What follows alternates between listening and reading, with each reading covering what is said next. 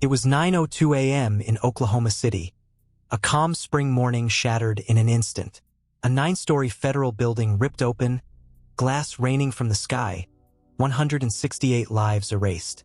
Behind it all, not a foreign enemy, but an American soldier turned terrorist.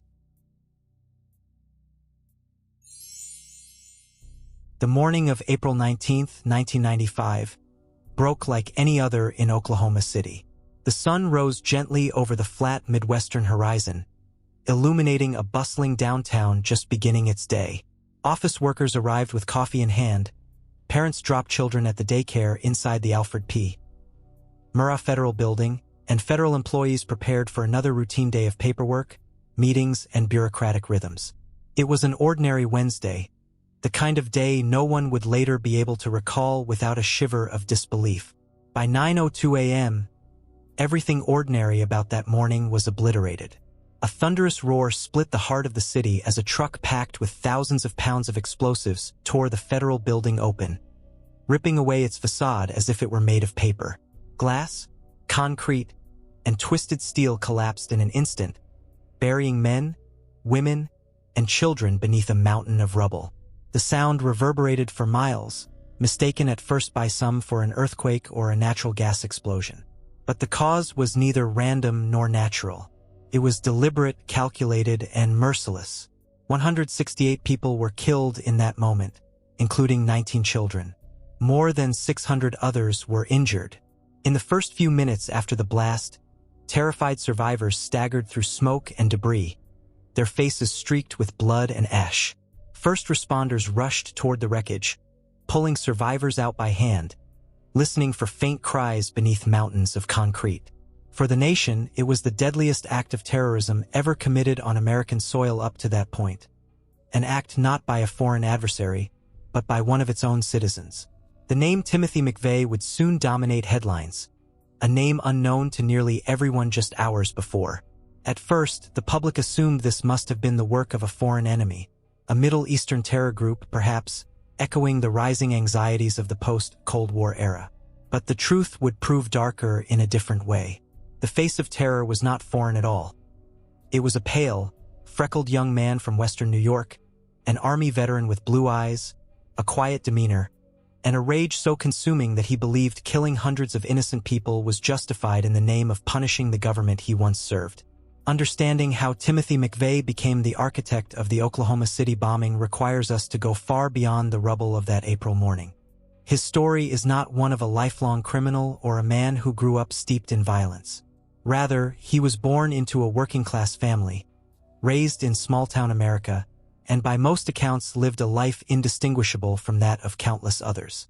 His childhood photographs show a boy with a broad smile, a mop of hair, and a fondness for comic books and the outdoors. He was the boy next door. That phrase, so ordinary, so comforting, makes the story that follows all the more unsettling.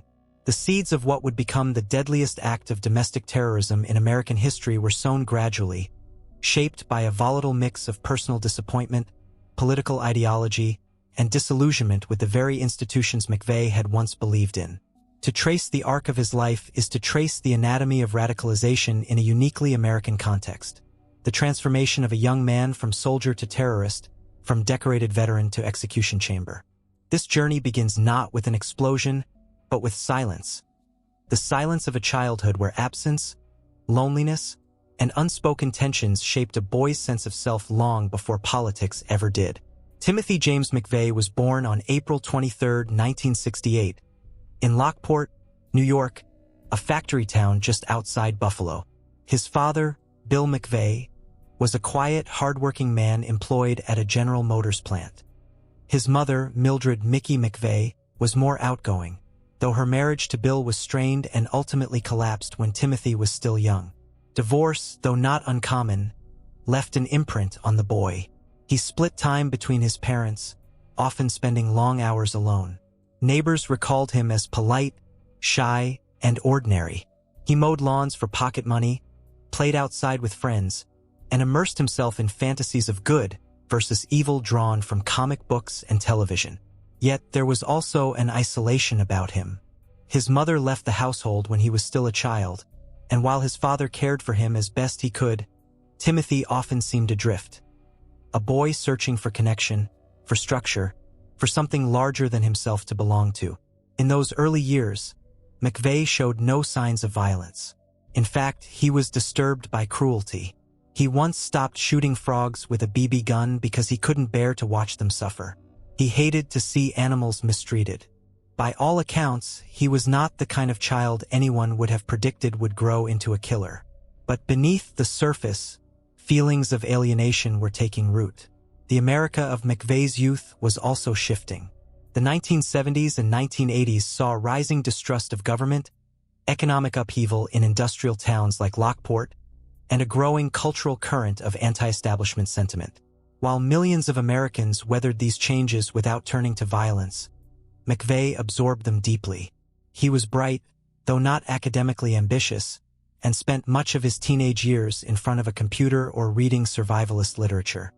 He developed an early fascination with firearms, not uncommon in rural New York, but for McVeigh it grew into something more than a hobby. Guns became symbols of independence, protection, and resistance to authority. By the time he reached adulthood, he was firmly drawn to military service. The Army provided structure, purpose, and camaraderie, everything he had long been seeking. As a soldier, he excelled. He was disciplined, respected, and even decorated for his service in the Gulf War. But with the war over, McVeigh found himself unable to transition back into civilian life. The Army, which had given him meaning, no longer had a place for him. Rejected from Special Forces training and honorably discharged, he returned home adrift, his sense of identity fractured. This fracture, between the war hero he had been and the disillusioned veteran he became, would prove pivotal. The same government he had once served now seemed, in his eyes, corrupt, tyrannical, and hostile to the freedoms of ordinary citizens. He began to immerse himself in gun shows, militia circles, and far-right literature. He railed against federal actions like the 1992 siege at Ruby Ridge and the 1993 Waco siege, both of which became touchstones for anti-government extremists. To McVeigh, these incidents were proof that the government had declared war on its own people. By the early 1990s, his anger had crystallized into a belief that violence might be the only answer. He traveled the country, selling weapons and survivalist gear at gun shows, spreading his ideology, and recruiting allies. Two men from his Army days, Terry Nichols and Michael Fortier, would play supporting roles in his journey, though McVeigh himself was the driving force. His meticulous nature, sharpened by his military training, turned to planning something unthinkable. And so, on that quiet April morning in 1995, he parked a rented Ryder truck outside the Murrah Federal Building, walked away calmly, and moments later carried out the deadliest act of domestic terrorism in American history. But to understand that act, to grasp how an ordinary boy from New York transformed into a mass murderer, we must retrace every step. His family life, his Army years, his disappointments, his immersion in extremist ideology, his choices, and ultimately his cold, methodical execution of the plan. Only then can we confront the uncomfortable truth that Timothy McVeigh was not an aberration from nowhere, but a product of forces that remain alive in America to this day. This is the story of Timothy McVeigh, not to glorify him, but to understand him. Because understanding is the only way to recognize the warning signs before another tragedy of this magnitude unfolds. In the quiet neighborhoods of Lockport, New York, Timothy McVeigh seemed like any other child. To the casual eye, he was polite, well-behaved, and sometimes even shy. Neighbors described him as the kind of boy you could trust to mow your lawn, shovel snow, or look after a younger child for a few minutes. He blended in so well that, years later, many would shake their heads in disbelief. How could this boy, this quiet neighbor, become the most infamous domestic terrorist in American history? Part of the answer lies in the ordinary, even uneventful quality of his upbringing. Ordinary, but with cracks just wide enough to let loneliness seep in. Timothy was born into a family already under strain. His parents, Bill and Mickey, had very different temperaments. Bill was quiet, steady, and dependable, a man content to spend his weekends gardening, golfing, or working around the house. Mickey, in contrast, was livelier, restless, and yearning for something beyond the confines of domestic life. Their marriage, while not explosive, lacked warmth. When Timothy was still a boy, it fractured completely.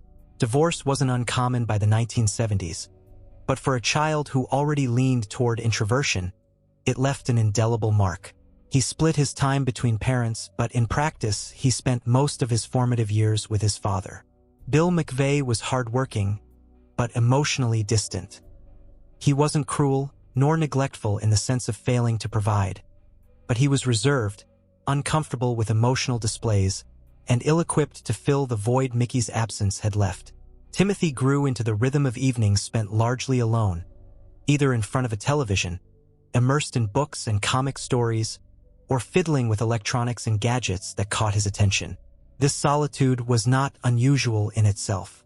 Many children of divorce adapt in similar ways. But for Timothy, it seemed to harden into a personality trait.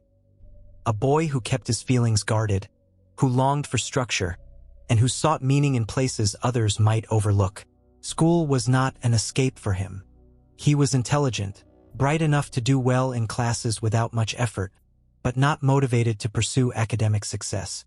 Teachers found him quiet, polite, but uninspired. His interests drifted elsewhere. Video games, science fiction, and most of all, guns. Guns were not unusual in Lockport. Like much of rural and semi-rural America, firearms were part of the culture for hunting, for sport, and as a rite of passage. For Timothy, however, they represented something more. He saw in them not only recreation but power, independence, and control. In a life where he often felt adrift, guns offered certainty. Mastering their use gave him a sense of competence, of being capable in a way that words and emotions never allowed. By his teenage years, his fascination with firearms was paired with a growing attraction to survivalist thinking. He read manuals about how to live off the land, how to defend against intruders, how to prepare for a collapse of society. Some of this came from the broader culture of the time, Cold War anxieties, popular survivalist literature, and the shadow of nuclear fears that loomed over the late 20th century. But in Timothy, these ideas found fertile soil. He liked the notion of being self-sufficient, of needing no one else, of being able to stand alone if the world fell apart. Friends from those years remembered him as kind and friendly, but often in the background rather than the center of attention. He was the kid who joined in but rarely dominated. He wasn't a troublemaker, nor a natural leader. Instead, he absorbed things quietly, forming opinions and convictions that he seldom voiced with intensity, at least not yet. As adolescence deepened, so did the sense that he was searching for something greater than himself. He tried dating, but relationships didn't stick. He wasn't cruel or dismissive, just awkward, uncertain, and too reserved to fully connect. In this, he mirrored many young men who feel caught between wanting intimacy and being unable to express themselves openly enough to achieve it. At the same time, the cultural landscape around him was shifting. The 1980s in America were years of both prosperity and division. The Cold War still loomed, but confidence was high under Reagan's presidency. Yet beneath the surface, new tensions brewed: distrust of government, debates over guns and liberty, economic strain in blue-collar communities as industries struggled. For a boy like Timothy, growing up in a family that lived paycheck to paycheck, these larger forces mattered. The factories that sustained towns like Lockport symbolized stability, but also the fragility of working-class life. When he graduated from high school, Timothy faced the same question all young people do: what next? College held little appeal. His grades were decent but not exceptional, and the idea of years more classrooms and lectures was unappealing. He drifted into odd jobs, security work, low-level positions that paid the bills but offered no future. It was here, in this limbo, that the Army appeared to him as salvation. The Army promised structure, purpose, and belonging. Its slogan, "Be all you can be," resonated with a young man who felt he hadn't yet discovered what he could be. He enlisted, eager not only for the steady paycheck and training but for the chance to prove himself. For Timothy McVeigh, military service was transformative. He excelled quickly, earning the respect of superiors for his discipline and marksmanship. He thrived in the regimented environment where rules were clear, hierarchies defined, and effort rewarded. The army gave him what his fractured family life had not: stability, identity, and a sense of brotherhood. It was also in the army that he began to see the world beyond Lockport. The Gulf War would take him far from home, into combat, and into experiences that would both affirm and shatter his identity. He performed well, even heroically by some accounts. He was awarded a Bronze Star for valor. Fellow soldiers remembered him as steady under fire, competent, and brave. For a time, he seemed to have found exactly the place he belonged. But war is a crucible, and not everyone emerges whole. McVeigh saw death, destruction, and the impersonal machinery of modern conflict. He participated in killing and witnessed scenes that disturbed him. Though he carried out his duties with efficiency, the experience planted seeds of bitterness. He began to question the morality of war, why America fought, who truly benefited, and what it meant for ordinary soldiers and civilians caught in the middle. These questions did not consume him all at once, but they lingered.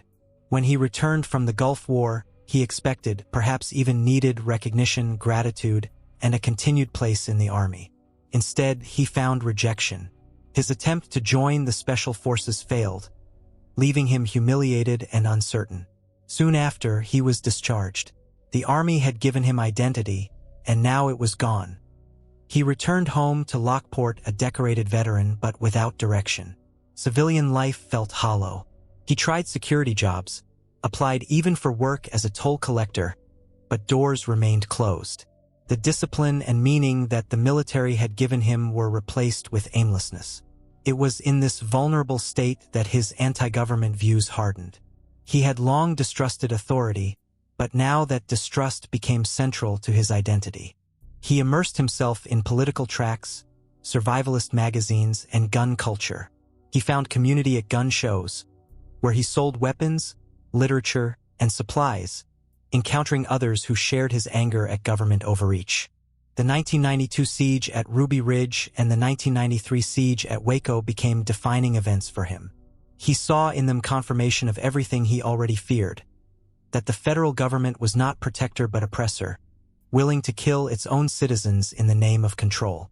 To McVeigh, these were not isolated tragedies but proof of tyranny. From this point forward, the road to April 19, 1995, began to take shape. When Timothy McVeigh first raised his right hand and swore the oath of enlistment, he was 20 years old and searching for a compass. He wanted more than a paycheck. He wanted purpose.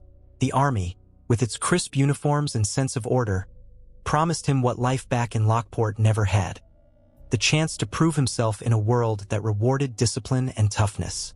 From the moment he arrived at basic training, McVeigh stood out. He wasn't the loudest or the most charismatic recruit, but he was steady, reliable, and precise. He followed instructions to the letter. When others faltered under pressure, McVeigh held firm. In marksmanship, he excelled almost immediately. He had always loved firearms, but under the Army's rigorous training, his natural skill became undeniable. On the rifle range, he was a sharpshooter, capable of hitting targets at distances that left others struggling. Fellow soldiers began to notice. Superiors did too. He bonded with some of his fellow recruits, but not all. McVeigh was never the kind of soldier who craved the rowdy camaraderie of barracks life. He could laugh, drink, and share stories, but beneath the surface he remained reserved, often retreating into himself after hours. What he did share with others was a sense of pride. Pride in being part of something larger, pride in serving his country, and pride in proving that he could meet challenges head-on. When the Gulf War erupted in 1991, McVeigh saw it as a test of everything he had trained for. Deployed to Saudi Arabia and then into Iraq, he was assigned to a Bradley fighting vehicle. The war, swift and overwhelming, exposed him to the raw face of combat. For weeks, the desert was his world. Dust, heat, and the constant knowledge that at any moment, life could end in fire. McVeigh was decorated for his actions during the war. In one engagement, he helped destroy an enemy machine gun nest, an act of bravery that earned him recognition. But alongside pride came something else: unease. He watched Iraqi soldiers, some barely older than teenagers, surrender in droves. He saw civilians caught in the crossfire, villages reduced to rubble. In private, he admitted to feeling a pang of guilt. He wondered whether the overwhelming power of the U.S. military was being used not to liberate but to crush. One image haunted him: charred bodies along the so-called Highway of Death, the road where retreating Iraqi forces had been annihilated by American airstrikes. Burned-out vehicles stretched for miles, littered with corpses. For some, it was the price of war. For McVeigh, it was evidence of imbalance, a killing so lopsided it no longer felt like combat. He began to ask himself, was this really defense of freedom or something darker? Yet even as doubts grew, he remained a capable soldier. Fellow servicemen respected him, even looked up to him. He was someone who did his job without complaint, who could be counted on in dangerous moments. He also began to read more deeply during downtime: political tracts, survivalist magazines, and books that questioned government power. These weren't unusual in military circles, but for McVeigh they took root.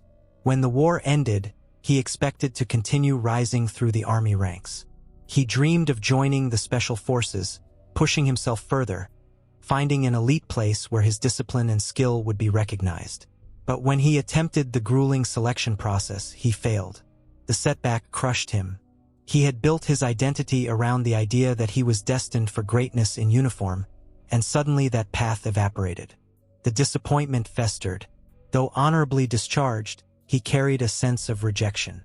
He left the army decorated but directionless, no longer part of the brotherhood that had given him structure.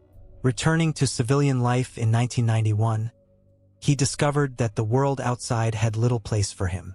The jobs he could find were low-paying and uninspiring: security guard, odd labor, temporary work.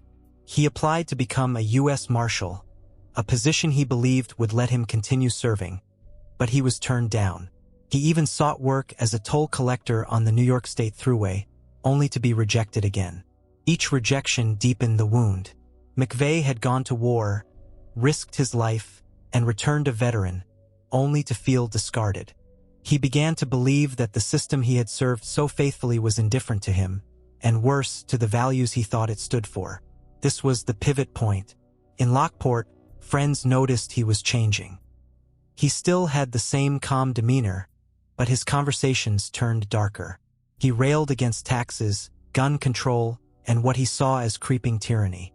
He spoke admiringly of the founding fathers, of revolution, of the idea that ordinary citizens had the duty to resist an oppressive government. What had once been quiet political grumbling hardened into ideology. At gun shows, he found a community that mirrored his beliefs. He set up tables selling survival gear, weapons, and copies of the Turner Diaries, a novel notorious in far-right circles, which depicted a violent uprising against the U.S. government. To McVeigh, the book wasn't just fiction. It was a warning, maybe even a blueprint. Events unfolding across the country seemed to validate his growing anger. In 1992, federal agents surrounded the cabin of Randy Weaver in Ruby Ridge, Idaho. The siege left Weaver's wife and young son dead, along with a U.S. Marshal. To many Americans, it was a tragic standoff. To McVeigh, it was proof that the government would kill its own citizens. Less than a year later, another standoff unfolded in Waco, Texas, where federal agents laid siege to the Branch Davidian compound. The fiery end, in which more than 70 men, women, and children died, seared itself into McVeigh's psyche. He visited the site in person afterward, collecting soil from the ashes, treating it almost as a sacred relic. In his mind, Ruby Ridge and Waco were not isolated tragedies but declarations of war. He came to believe the government was no longer a protector but an enemy. And if the government was the enemy, then resistance, even violent resistance, was justified. By the mid-1990s, Timothy McVeigh was no longer the boy next door, nor simply the disillusioned veteran. He was becoming something far more dangerous. A man convinced that history demanded action, and that he was the one to deliver it. By the time Timothy McVeigh drifted into the world of gun shows and militia circles, he was already carrying an unshakable resentment toward the government. The army had given him identity. Civilian life had stripped it away. Now, among stacks of ammunition, dog-eared political pamphlets, and conversations about liberty. He found both a marketplace and a tribe. Gun shows were more than commerce. They were town halls for the disillusioned. In crowded auditoriums and fairgrounds across America, men and women browsed rifles and survival rations while whispering about black helicopters, secret conspiracies, and the slow erosion of freedom. To outsiders, it was paranoia. To insiders, it was vigilance. For McVeigh, it was home. Behind the tables stacked with semi-automatic rifles and militia literature, he met people who spoke his language. Distrust of Washington, anger at taxes, fear of gun confiscation. He was not the loudest voice, but he was attentive, persuasive, and articulate in his own plain-spoken way. He handed out copies of the Turner Diaries, that infamous novel of insurrection, treating it less as fiction than prophecy. The book's imagery of a truck bomb destroying a government building lodged itself in his imagination. It was in this world that McVeigh's paths converged with two former Army acquaintances, Terry Nichols and Michael Fortier. Nichols was older, in his 30s, and never quite fit the Army mold. He had joined later in life, already a husband and father, and was awkward among younger recruits. He was not a career soldier, but he and McVeigh shared a sense of alienation and a growing distrust of authority. When their Army service ended, Nichols retreated to rural Michigan, where his grievances simmered. McVeigh visited often, finding in him a companion who listened, agreed, and occasionally acted. Michael Fortier was a different figure, younger, brash, and often lazy by comparison. He and McVeigh bonded during their service at Fort Riley, Kansas, spending evenings playing cards, drinking beer, and talking politics. Fortier was less committed to ideology, more prone to drifting between schemes, but McVeigh trusted him enough to confide. Fortier's wife, Lori, observed their long discussions and sometimes mocked McVeigh's intensity, but she also sensed the seriousness of his beliefs. The three men represented different temperaments. McVeigh the planner, Nichols the willing accomplice, and Fortier the half-hearted participant. But together they formed the nucleus of what would become the Oklahoma City bombing. The early 1990s were fertile ground for their anger. Ruby Ridge had left its scar. Waco burned itself into McVeigh's mind. He traveled there in the aftermath, standing among the ashes of the Branch Davidian compound, taking photos and talking to survivors. To him, it was sacred ground, proof that the federal government had declared war on its own people. On the anniversary of Waco in 1993, he began to speak openly about the need for retribution. The date would remain etched in his mind, April 19th. 2 years later, it would become the day he chose to act. McVeigh's radicalization was not a sudden leap but a gradual slide. He immersed himself in militia literature, subscribed to newsletters warning of United Nations plots, and sold survivalist kits at gun shows. He wrote angry letters to newspapers, railing against gun control and federal power. He was not simply venting, he was rehearsing, preparing himself for the logic of violence. Terry Nichols became his closest collaborator. Nichols, too, had failed in civilian life. His marriages faltered, his farm struggled, his finances collapsed. Where McVeigh saw ideological war, Nichols saw a chance to follow a stronger personality. He was not the architect, but he was willing to mix chemicals, rent storage, and help gather supplies. Together, they began experimenting. Fertilizer, fuel oil, detonators, everyday materials that could, with knowledge and precision, become devastating weapons. McVeigh's Army training gave him both the confidence and the discipline to test mixtures, refine formulas, and plan logistics. Nichols supplied resources and labor. Michael Fortier was less involved, but he knew enough. McVeigh confided details, spoke of his hatred, even revealed sketches of possible targets. Fortier dismissed some of it as talk but later admitted he knew more than he ever should have. His wife, Lori, remembered him relaying McVeigh's idea of using a truck bomb against a federal building. She laughed it off, assuming it was another wild fantasy. But it was not. The target list evolved slowly. McVeigh considered various government facilities, weighing symbolism and vulnerability. He wanted impact, not just physical destruction, but a message impossible to ignore. The Alfred P. Murrah Federal Building in Oklahoma City emerged as the choice. It housed federal agencies McVeigh despised: the Bureau of Alcohol, Tobacco, and Firearms, the very agency that had stormed Waco. Its open plaza, accessible streets, and daily traffic made it vulnerable. And in McVeigh's calculus, it was the perfect symbol. All the while, McVeigh maintained an outward appearance of calm normalcy. To casual acquaintances, he was a drifter, a veteran making his way, selling gear at gun shows, crashing on couches, driving from state to state. But beneath that surface, he was mapping, calculating, and preparing for a day that would sear his name into history. The descent into terrorism is often imagined as a sudden rupture, a break from normal life. In truth, it is often a slow accretion of grievances, disappointments, and choices. Timothy McVeigh's path was no different. Each rejection, each book read, each conversation at a gun show, each headline about Ruby Ridge or Waco, all of it layered into a conviction that violence was not only justified but necessary. By 1994, the plan was no longer a vague fantasy. It was taking shape in the real world, with real chemicals, real trucks, and real intent. And though McVeigh was not alone, it was his vision, his resolve, that drove it forward. In the dimly lit kitchens and storage sheds of rural America, the pieces of the Oklahoma City bombing were beginning to come together. The journey from talk to action is often the most decisive step in any act of violence. For Timothy McVeigh, that step began quietly, without drama, in the most mundane of places. Farm supply stores, rental lots, and storage sheds scattered across America's heartland. In the mid-1990s, few things were more ordinary than ammonium nitrate fertilizer.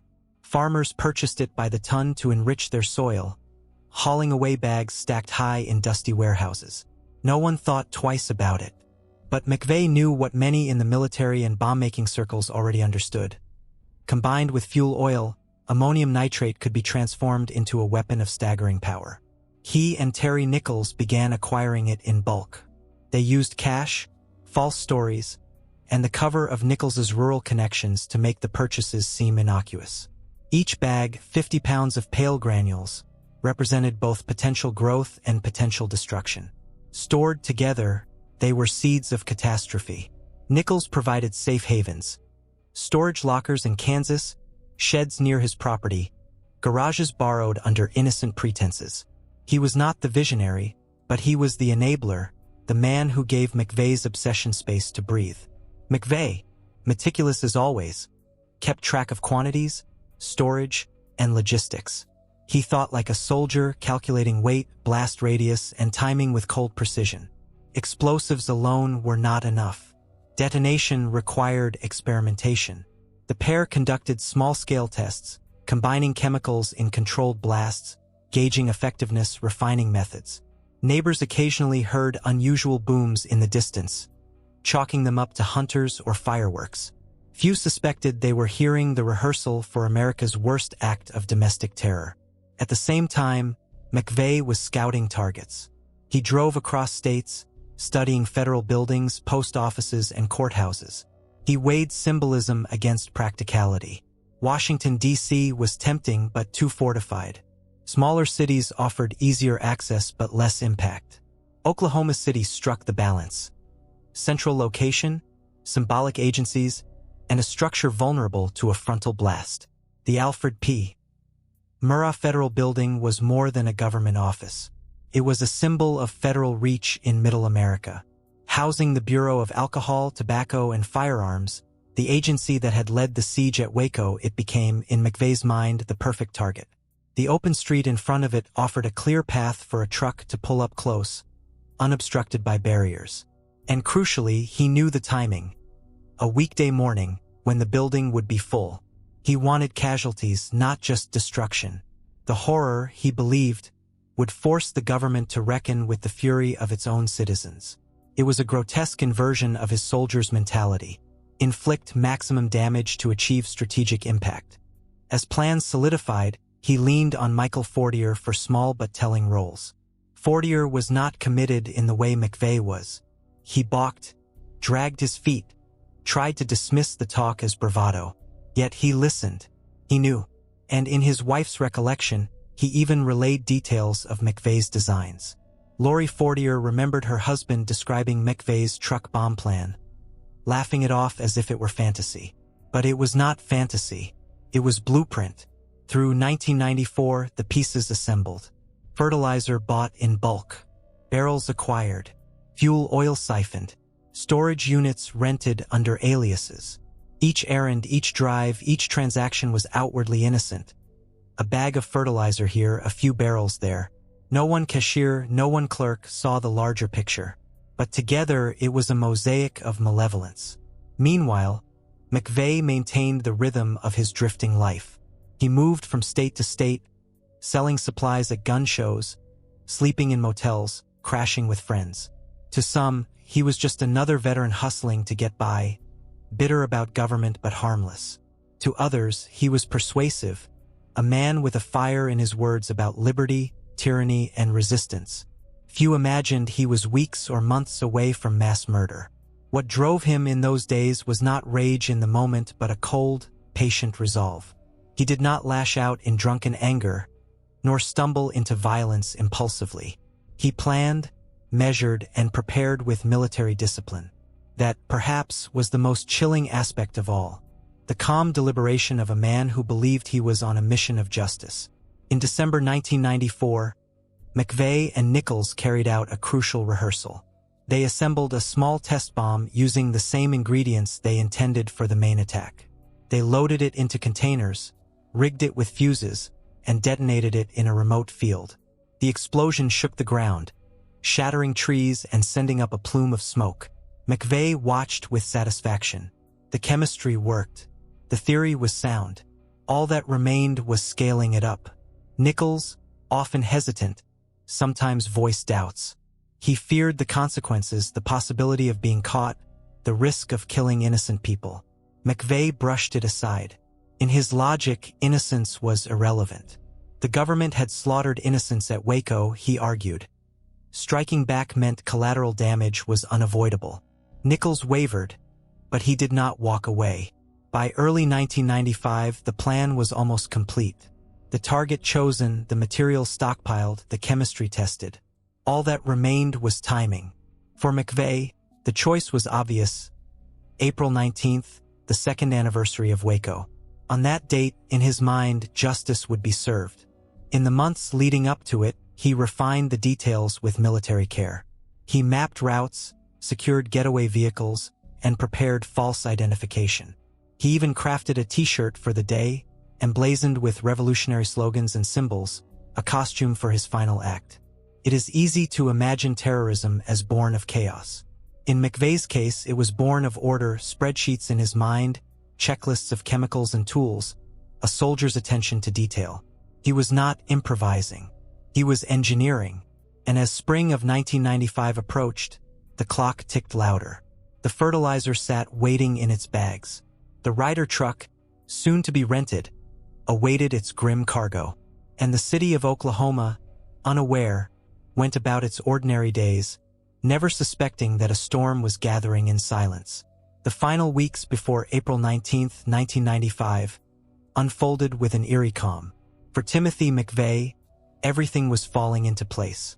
Years of disillusionment, months of planning, and countless small steps were converging toward a single morning when he believed he would make history. In March, McVeigh tightened his preparations. He and Terry Nichols finished mixing and storing the ammonium nitrate, carefully packing the barrels into storage units and remote sheds. The work was tedious, heavy, and dirty. Each 50-pound bag had to be hauled, opened, and poured. Barrels had to be sealed, labeled, and hidden. To anyone who stumbled upon the scene, it might have looked like farm supplies being moved for spring planting. But in truth, they were assembling the largest homemade bomb ever detonated on American soil. Nichols's commitment wavered again during these weeks.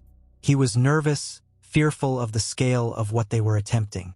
At times, he seemed ready to walk away altogether. McVeigh's response was cold and steady. He would proceed, with or without him. The mission was his. If Nichols wanted to back out, so be it. But Nichols never cut ties completely. He provided storage, supplies, and quiet complicity. He may not have carried the same zeal, but he never slammed the door shut. As April approached, McVeigh's focus sharpened. He visited Oklahoma City multiple times, circling the Murrah Building, timing the traffic, watching the ebb and flow of workers entering and leaving. He knew he needed the truck close, directly in front, angled for maximum impact. He studied parking access, curbs, and the open space along 5th Street. It was wide, unprotected, the perfect kill zone. He also thought about symbolism. April 19th was not chosen by chance. It was the date federal agents stormed the Branch Davidian compound outside Waco, leaving men, women, and children dead in the flames. To McVeigh, Waco was proof of tyranny, and his attack would be retribution. He envisioned his bombing as a counterstrike, an act of war in a battle most Americans didn't even know was underway. At night, he wrote letters to newspapers and friends, railing against the government. He invoked the words of the Founding Fathers, quoted Jefferson and revolutionary slogans, framing himself not as a murderer but as a patriot. He believed, or convinced himself, that his violence was justified, that history would remember him as a soldier in defense of liberty. But beneath the rhetoric was a chilling pragmatism. McVeigh wasn't ranting wildly. He was calmly ticking boxes on a mental checklist. Choir truck, load explosives, plan escape, wear the t-shirt. Every detail mattered. Every step brought him closer. On April 17, 1995, McVeigh arrived in Junction City, Kansas. There, he visited a Ryder rental office under a false name. The alias he chose, Robert Kling, came from a man he had known in the Army, a choice that revealed his tendency to mask reality with fragments of memory. The clerk handed over the keys to a large, yellow Ryder truck. It looked no different than the hundreds of others rented each day across the country. But in McVeigh's hands, it became a weapon. Over the next day, he and Nichols loaded the barrels of ammonium nitrate mixed with fuel oil into the truck. Each drum was muscled into place, stacked carefully to ensure maximum force. Wooden slats were hammered in to hold them steady. Detonators were rigged, fuses measured, blasting caps wired. It was backbreaking work. More than 7,000 pounds of explosive crammed into the cargo hold. When finished, the truck sagged under the weight, its tires pressed low into the pavement. McVeigh spent the night in the cab, sleeping only lightly. He was calm, even serene. Later accounts would describe how he ate a military MRE cold spaghetti for breakfast on the morning of April 19th. It was not a celebratory meal, not a Last Supper. It was fuel, practical and efficient, just like everything else about the mission. He dressed deliberately. On his chest he wore a t-shirt emblazoned with Latin words that echoed from another act of American violence. Sic semper tyrannis, thus always to tyrants. The phrase John Wilkes Booth shouted after assassinating Abraham Lincoln. On the back, a quote from Thomas Jefferson. The tree of liberty must be refreshed from time to time with the blood of patriots and tyrants. It was, in McVeigh's mind, his uniform for the day, a costume that declared his purpose even as he blended into the morning crowd. Before dawn broke, he climbed into the cab, checked his Glock pistol strapped under his jacket, and turned the key. The Ryder truck rumbled to life. He eased it onto the highway and headed south toward Oklahoma City. The drive took hours, long stretches of empty road through flat farmland, the radio humming in the background. He passed motorists, families on their way to work, truckers hauling cargo, children staring out windows. No one could have guessed that the man in the yellow Ryder truck was carrying enough explosive to rip a building in half. McVeigh drove without hurry. He timed his arrival carefully. Too early, and the building would be emptier. Too late, and traffic would complicate parking. He wanted 9 o'clock, the height of the workday, when the building would be full. He believed the spectacle of bodies and debris would force his message upon the nation. At around 8:50 a.m., he pulled into downtown Oklahoma City. The Ryder truck blended in with delivery vans and morning traffic. He turned onto 5th Street, the Murrah Building rising ahead of him, a slab of concrete and glass reflecting the pale spring sun. He slowed, maneuvered carefully into the loading zone in front of the building, and brought the truck to a stop. Inside, clerks filed papers, Secretaries answered phones. Children played in the daycare on the second floor. No one looked twice at the yellow truck parked outside. McVeigh sat for a moment, checking the fuses, adjusting his watch. He stuffed earplugs into his ears, opened the door, and stepped down onto the sidewalk. He walked briskly toward his getaway car parked blocks away. Behind him, in the cargo hold of the Ryder, 2 fuses hissed silently, inching toward ignition. The morning air was still. A few pedestrians glanced up as he passed, seeing nothing unusual. Just a man in a baseball cap walking calmly through downtown. The countdown had begun. In minutes, the world would change. The morning of April 19, 1995, was warm and clear in Oklahoma City. Workers streamed into offices, traffic flowed steadily, and the hum of daily life filled the streets. Inside the Alfred P. Murrah Federal Building, nearly 600 employees were already at their desks. Parents had dropped off their children at the daycare center on the second floor, where toddlers played with blocks and coloring books. It was an ordinary Wednesday morning in the heart of Middle America. At 9:02 a.m., the ordinary was annihilated. The Ryder truck parked on 5th Street erupted in a deafening explosion. In an instant, 7,000 pounds of ammonium nitrate and fuel oil detonated, releasing energy so immense it clawed a crater into the street and hurled a shockwave through the air. The blast tore through the Murrah Building, shredding its facade, collapsing floors, and ripping away concrete as if it were cardboard. 9 stories of federal offices convulsed and folded into themselves. Entire sections pancaked downward, trapping workers beneath tons of rubble. Glass windows shattered for blocks in every direction, raining shards onto sidewalks and slicing through bystanders. Cars parked nearby burst into flames, their metal frames twisted and mangled like toys. The daycare center was destroyed in an instant. 19 children, too young to understand the forces at work, were killed in the collapse. For parents who had kissed their sons and daughters goodbye only moments earlier, the loss was unimaginable. People across downtown felt the concussion. Windows rattled a mile away. Office workers staggered in shock, clutching ears and faces, covered in dust and blood. Some thought an earthquake had struck.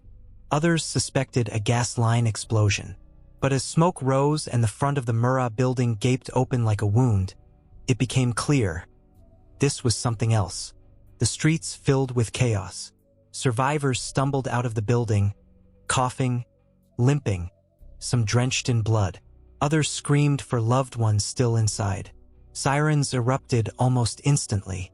Police, firefighters, and paramedics converged, many abandoning routine calls to race toward the billowing smoke in the city center. The scene defied comprehension. A 9-story federal building stood half-gutted, its innards exposed, rebar and concrete dangling like entrails.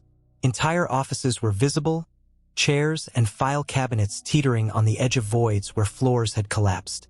Flames flickered amid the dust, and the cries of trapped survivors pierced the air. First responders rushed into the wreckage without hesitation. Firefighters clawed through debris with bare hands, listening for voices. Police officers formed human chains, guiding bleeding survivors to safety. Ordinary citizens joined in, digging through rubble, carrying the wounded on makeshift stretchers, offering water and comfort to the dazed. Among the survivors were stories of unimaginable horror and unlikely miracles. One woman, pinned beneath concrete, screamed until her voice broke. Rescuers worked for hours to free her, refusing to leave her side. A man on the upper floors crawled through smoke and dust, finding his way to a shattered window before leaping to safety. A baby, thrown clear of the daycare collapse, was pulled alive from the rubble by frantic rescuers. But for every survivor, there were others who did not emerge. Families gathered outside police lines, desperate for news. Mothers wept for children in the daycare. Husbands and wives clung to each other, waiting for word from offices that had ceased to exist. The air was thick with smoke, dust, and the raw sound of grief. By midday, the scale of the devastation was clear. The bombing had killed 168 people and injured hundreds more. It was the deadliest act of terrorism on American soil up to that point, eclipsed only years later by the attacks of September 11th. The sheer brutality, targeting a building full of workers, parents, and children, shocked the nation to its core. News spread rapidly. Television networks broke into broadcasts with images of the wreckage, the skeletal remains of the Murrah Building broadcast into living rooms across America. Anchors struggled to describe what they were seeing. Some speculated it was the work of foreign terrorists. In the wake of the 1993 World Trade Center bombing, suspicion fell quickly on Middle Eastern groups. Few imagined that the perpetrator was a decorated American veteran. President Bill Clinton was briefed almost immediately. Within hours, he addressed the nation, calling the attack an act of evil and vowing justice. Across the country, vigils began as Americans watched images of dust-covered children being carried from the rubble. Oklahoma City became the center of collective mourning. But even as rescue efforts unfolded, investigators began their work.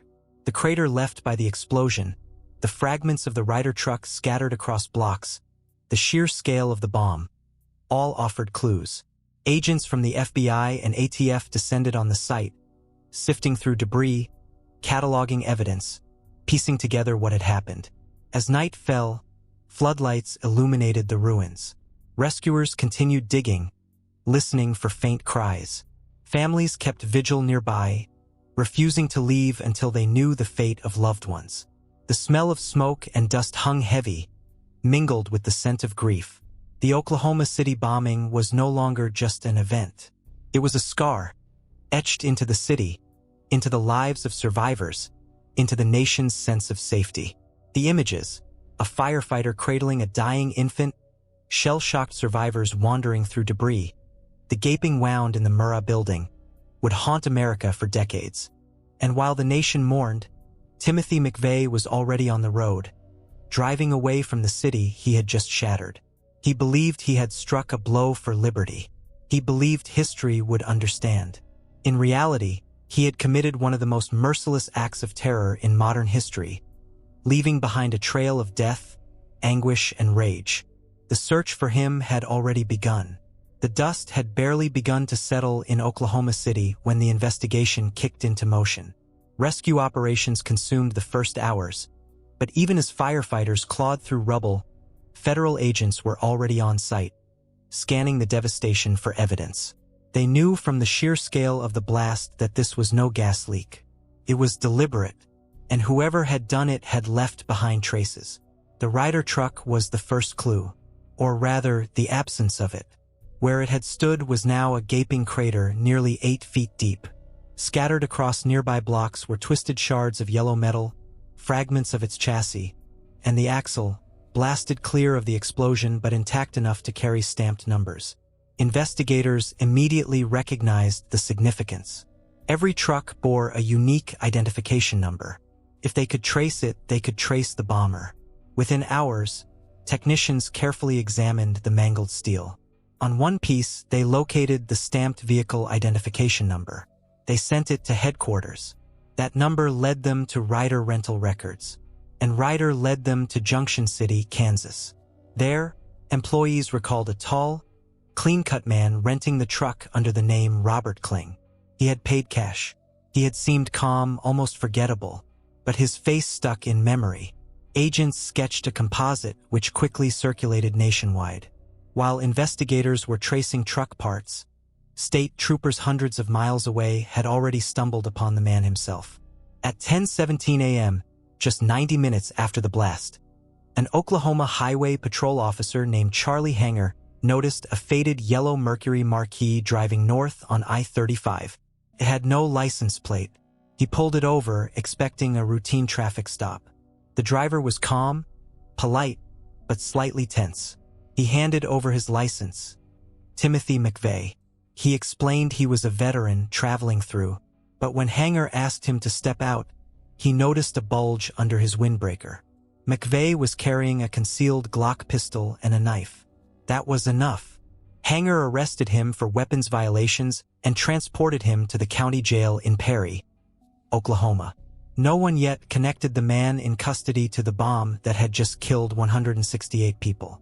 He sat quietly in his cell, cooperative but aloof, wearing the same t-shirt emblazoned with revolutionary slogans, Sic Semper Tyrannis and Jefferson's words about the Tree of Liberty. It was as if he had dressed for his role in history, even knowing he might be caught. Back in Oklahoma City, agents continued piecing together evidence. Witnesses near the Ryder rental lot in Junction City remembered seeing a man matching McVeigh's description, accompanied by another man.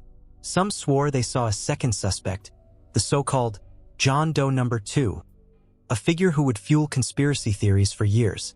But for the moment, the strongest lead pointed squarely to Timothy McVeigh. By April 20th, less than 24 hours after the bombing, the FBI had matched the rental truck to McVeigh's alias. When they checked local jails, they were stunned to discover he was already in custody, sitting in a small-town cell, arrested not as a terrorist, but for a missing license plate. Agents descended on Perry, swarming the jailhouse. McVeigh was transferred into federal custody. His calm demeanor unnerved those around him. He was not ranting or panicked. He spoke evenly, sometimes even with courtesy. But his eyes betrayed an intensity, a simmering conviction. The arrest stunned the nation. Television cameras captured his transfer. The young, pale-faced veteran in handcuffs flanked by federal marshals. For Americans still reeling from images of the collapsed Murrah Building, it was almost impossible to reconcile the sight. This was the man responsible, a boyish-looking 27-year-old, dressed like any Midwestern drifter? He looked less like a terrorist than like the neighbor who mowed your lawn. As McVeigh sat in custody, agents fanned out to unravel his life. They searched his car, finding anti-government literature, maps, and survival gear. They interviewed acquaintances from gun shows, old army buddies, Nichols, Fortier. Piece by piece, a portrait emerged of a man who had grown disillusioned with government, obsessed with Waco, and determined to strike back. The speed of the arrest prevented McVeigh from disappearing into the underground networks of militias and sympathizers. He had imagined fleeing, blending back into gun show circuits, perhaps even preparing for another attack. Instead, a single traffic stop had ended it before it began. Yet the investigation had only begun. Questions loomed. Had he acted alone? Who else had known? Was there truly a second man, John Doe No. 2? Were larger conspiracies at play involving militias or foreign powers? For the victims' families, these questions were less immediate than grief. The blast had killed office workers, soldiers, lawyers, and secretaries. It had killed children in a daycare whose toys still lay buried under rubble. Funerals began almost immediately, stretching across weeks as families laid loved ones to rest.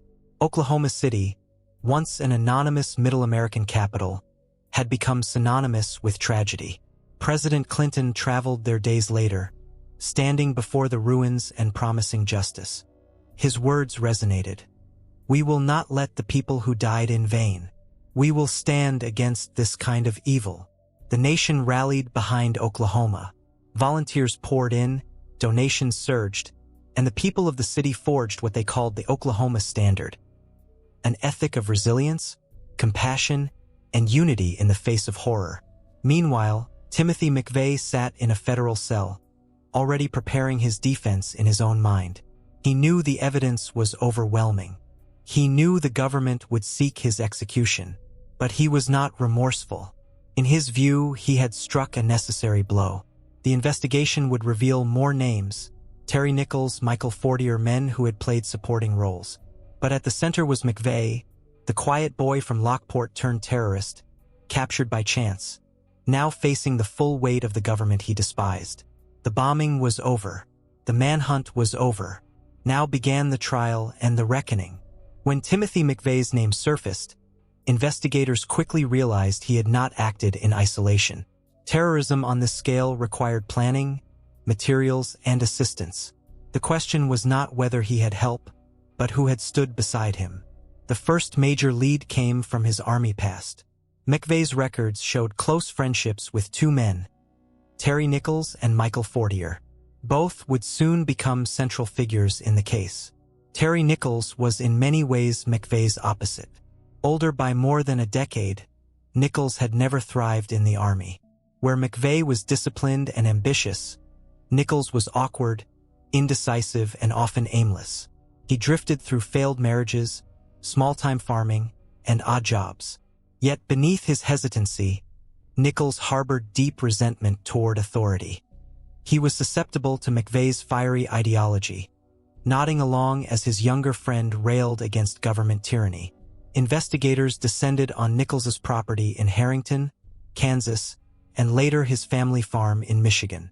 What they found confirmed suspicions: traces of bomb-making materials, receipts for fertilizer, and tools consistent with the construction of the Ryder truck bomb.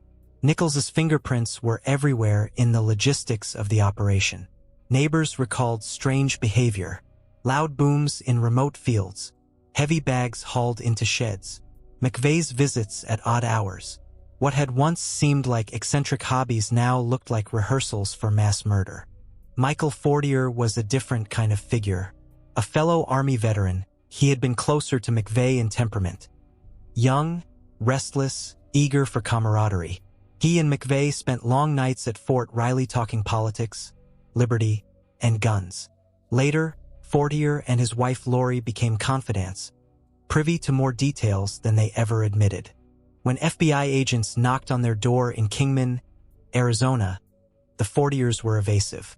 But investigators suspected they knew far more. Lori remembered McVeigh sketching ideas for a bombing, talking openly about revenge for Waco, even describing the idea of using a Ryder truck. She had laughed it off. Michael had dismissed it as talk. But now, with the Murrah Building reduced to rubble, the memories weighed heavily. At first, Michael Fortier resisted cooperation. He did not want to be seen as a traitor to his friend. But as evidence mounted, prosecutors offered him a deal. In exchange for testimony, he would avoid the death penalty and serve a reduced sentence. Eventually, he agreed. His testimony would become a cornerstone of the government's case against McVeigh and Nichols. For the FBI, building the conspiracy case was both urgent and delicate. The scale of the bombing demanded answers, but rushing risked errors. Teams scoured receipts, traced calls, interviewed friends, and followed money trails. They pieced together fertilizer purchases, Ryder rental records, and storage locker leases. Each thread tightened the noose around Nichols and Fortier. The picture that emerged was chilling. McVeigh had been the driving force, the planner, the visionary, the soldier executing a mission. Nichols had provided materials, money, and crucial assistance. Fortier had served as a confidant, a man who knew of the plan, heard its details, and even helped in small ways, but lacked the will to intervene. The public watched these revelations unfold with horror. It was one thing to imagine a lone madman. It was another to realize a network of American citizens. Friends, neighbors, Army veterans had conspired to kill their fellow Americans. The betrayal cut deep. Prosecutors prepared charges. McVeigh would face capital murder. Nichols, too, faced the death penalty for conspiracy and aiding the bombing. Fortier, though less directly involved, faced his own reckoning. His cooperation bought him leniency, but not freedom. Meanwhile, conspiracy theories spread like wildfire. Early reports of John Doe No. 2, a supposed accomplice seen with McVeigh at the rental lot, fueled speculation of a wider plot. Some insisted militias were involved. Others pointed to foreign powers, echoing fears left over from the 1993 World Trade Center bombing. But as evidence solidified, the FBI focused squarely on McVeigh, Nichols, and Fortier. For survivors and families of victims, the investigation was both a relief and a torment. Relief that answers were coming. Torment in knowing the attack was not an abstract evil but a crime committed by fellow Americans. Parents buried their children. Spouses mourned husbands and wives lost in the blast. And through it all, the faces of McVeigh and Nichols appeared on television, pale and ordinary, the embodiment of betrayal. By the summer of 1995, the government's case was strong. The evidence tied McVeigh to the Ryder truck, to the fertilizer purchases, to the getaway car. Nichols's fingerprints were on receipts and supplies. Fortier's testimony filled in gaps, providing context for McVeigh's motives and planning. The trials ahead promised to be some of the most watched in American history. Not only would they decide the fate of the accused, but they would also force the nation to confront a haunting truth: that terrorism could come not from abroad, but from within, carried out by men who once wore the same uniform as those now investigating them. And as prosecutors prepared their cases, McVeigh sat in his cell, unflinching. He refused to apologize, refused to express remorse. In his mind, the bombing was an act of war. The trial would be his battlefield. The arrest of Timothy McVeigh and Terry Nichols marked only the beginning of America's reckoning. The courtroom would be the next battlefield, and it promised to be just as wrenching as the smoking crater in downtown Oklahoma City. From the moment McVeigh was named as the suspect, the case dominated headlines. Cameras captured every transfer, every hearing, every lawyer who dared step in front of microphones. Newspapers ran his photograph daily, the face of a pale, boyish Army veteran whose name had become synonymous with terror. For survivors and victims' families, the sight was unbearable. To them, he was not a headline. He was the man who had destroyed their lives. Federal prosecutors assembled a team unlike any before. The evidence was vast. The Ryder truck axle recovered from the blast site, receipts for fertilizer and storage rentals, the testimony of Michael Fortier and his wife, the discovery of blasting caps and detonator cords linked to Nichols. The government would argue a clear conspiracy, anchored by McVeigh's obsessive rage and methodical planning. But the defense was not idle. McVeigh's attorneys knew the evidence was overwhelming. Their strategy was twofold: challenge the integrity of the investigation and frame McVeigh not as a lone villain, but as a product of government abuse. They hinted at entrapment, at government overreach, at conspiracies larger than their client. In whispers, they even entertained the idea of raising John Doe No. 2, the mysterious second suspect initially described by witnesses, to suggest others were involved. McVeigh himself was unyielding. He refused to show remorse. In meetings with his attorneys, he made it clear he did not want to appear weak. He saw himself as a soldier and the trial as his final mission. He believed his bombing had been justified retribution for Waco, a message to a corrupt government. Any expression of regret, he thought, would dishonor the act. For prosecutors, this was chilling but also clarifying. They would not face a repentant man pleading for mercy. They would face an unrepentant terrorist daring the government to execute him. The legal battles began with location. Defense attorneys argued McVeigh could not receive a fair trial in Oklahoma, where grief and rage were overwhelming. The court agreed, moving the trial to Denver, Colorado. The decision outraged many in Oklahoma City, but the law demanded impartiality. Families of victims prepared for long trips to attend proceedings, determined not to let distance dilute their presence. Media coverage intensified. Every filing, every motion, every whisper of strategy became front-page news. Talk shows debated McVeigh's motives. Columnists asked whether the death penalty was justice or martyrdom. Cable news aired endless footage of the Murrah Building ruins, looping images of rescuers carrying children from the rubble. The bombing was no longer just a crime. It was a national trauma dissected in real time. For survivors, the legal process was both hope and torment. They wanted justice, yet the trial meant reliving every detail. Parents who lost children in the daycare braced for testimony about the blast's devastation. Office workers who had escaped the building prepared to face cross-examination.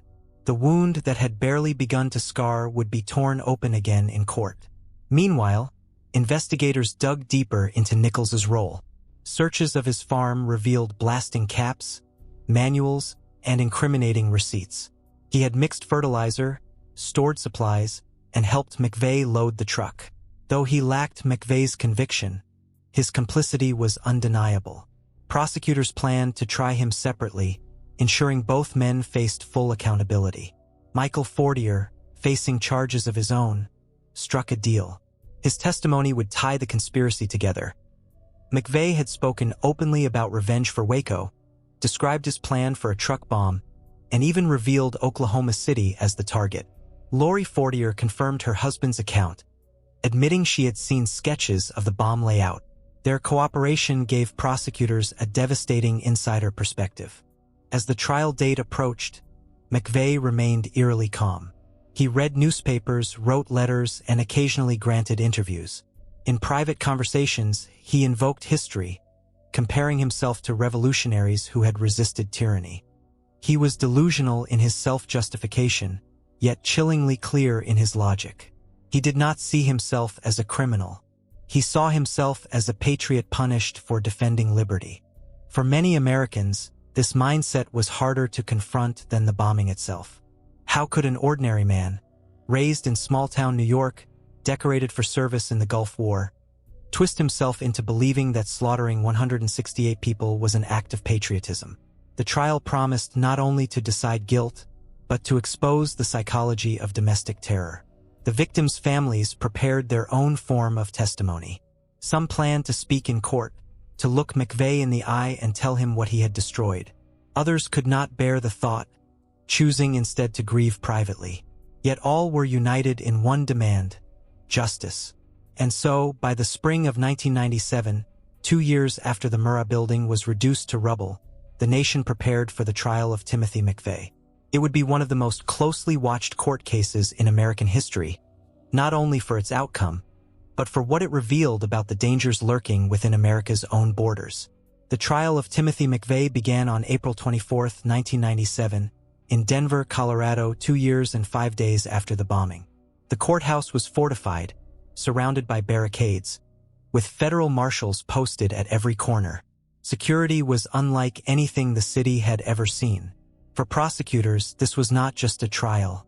It was the pursuit of justice for 168 murdered Americans. For the defense, it was a desperate fight to spare a man already condemned in the public's mind. And for the nation, it was a chance to look the face of domestic terror in the eye. Families of the victims packed the gallery, many traveling hundreds of miles from Oklahoma City. Some carried photographs of their loved ones. Others carried only grief. They came not only to see justice done, but to bear witness, to make sure McVeigh would know their faces, their sorrow, their resolve. When McVeigh entered the courtroom, shackled and flanked by guards, a hush fell. He looked calm, almost casual. Dressed neatly, hair cropped military short, his expression was composed. He scanned the room but avoided locking eyes with the victims' families. To some, his composure looked like arrogance. To others, it looked like emptiness, the absence of any human remorse. The prosecution opened with blunt clarity. They told the jury that Timothy McVeigh had meticulously planned and executed the worst act of domestic terrorism in American history.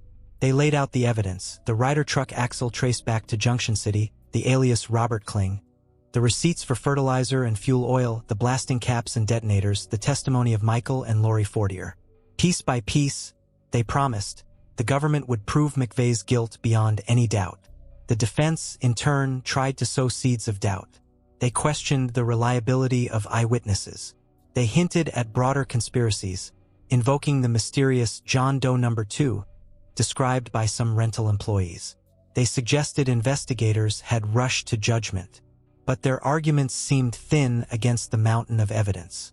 From the beginning, the defense's task was less about proving innocence and more about avoiding the death penalty. Over the weeks that followed, the courtroom became a stage for anguish. Survivors took the stand, their voices trembling as they described the blast, the collapse, the screams in the rubble. A secretary recalled how her desk collapsed around her, trapping her until rescuers pulled her out hours later. A father described the moment he learned his child in the daycare had not survived. Firefighters testified about carrying lifeless children from the wreckage, their words breaking as they remembered the silence of the aftermath. Jurors wept. Reporters wept. Even hardened marshals shifted in their seats. The gallery, filled with families of the dead, listened in silence, tears streaming down their faces. Some clutched rosaries, others clenched fists. Every word was a reopening of wounds that had never closed. The physical evidence was equally damning. FBI experts described how ammonium nitrate and fuel oil could create a bomb of massive power. Chemists tied traces of the chemicals to Nichols' farm and storage units linked to McVeigh. Receipts bore their handwriting. Rental agreements bore their aliases. The chain of proof was relentless. Then came Michael Fortier, once McVeigh's friend, now the government's key witness, He testified that McVeigh had spoken openly about striking back against the government for Waco. He recounted conversations where McVeigh described building a truck bomb, even naming the Murrah Building as a target. His wife Lori corroborated the details, admitting she had seen McVeigh sketch diagrams of the bomb layout. Though some viewed Fortier as self-serving, cutting a deal to save himself, his testimony cemented the prosecution's case. Through it all, McVeigh remained composed. He took notes, whispered occasionally to his lawyers, but showed no emotion as survivors described their agony. When photographs of dead children were displayed, he did not look away. His stillness unnerved many. Some victims' families said later they wanted to see regret, a flinch, anything human. Instead, they saw a man who seemed to believe he was still a soldier on mission. Closing arguments crystallized the contrast. The prosecution told jurors this was no accident, no crime of passion. It was calculated mass murder. They asked for the only penalty fitting such an atrocity: death. The defense pleaded for life imprisonment, arguing that killing McVeigh would not heal wounds, that he had been shaped by a toxic culture of militias and paranoia. But the jury was unmoved. On June 2, 1997, after 4 days of deliberation, the jury returned its verdict: guilty on all 11 counts, including conspiracy to use a weapon of mass destruction, destruction by explosives, and 8 counts of first-degree murder of federal law enforcement officers. The courtroom erupted in sobs and gasps.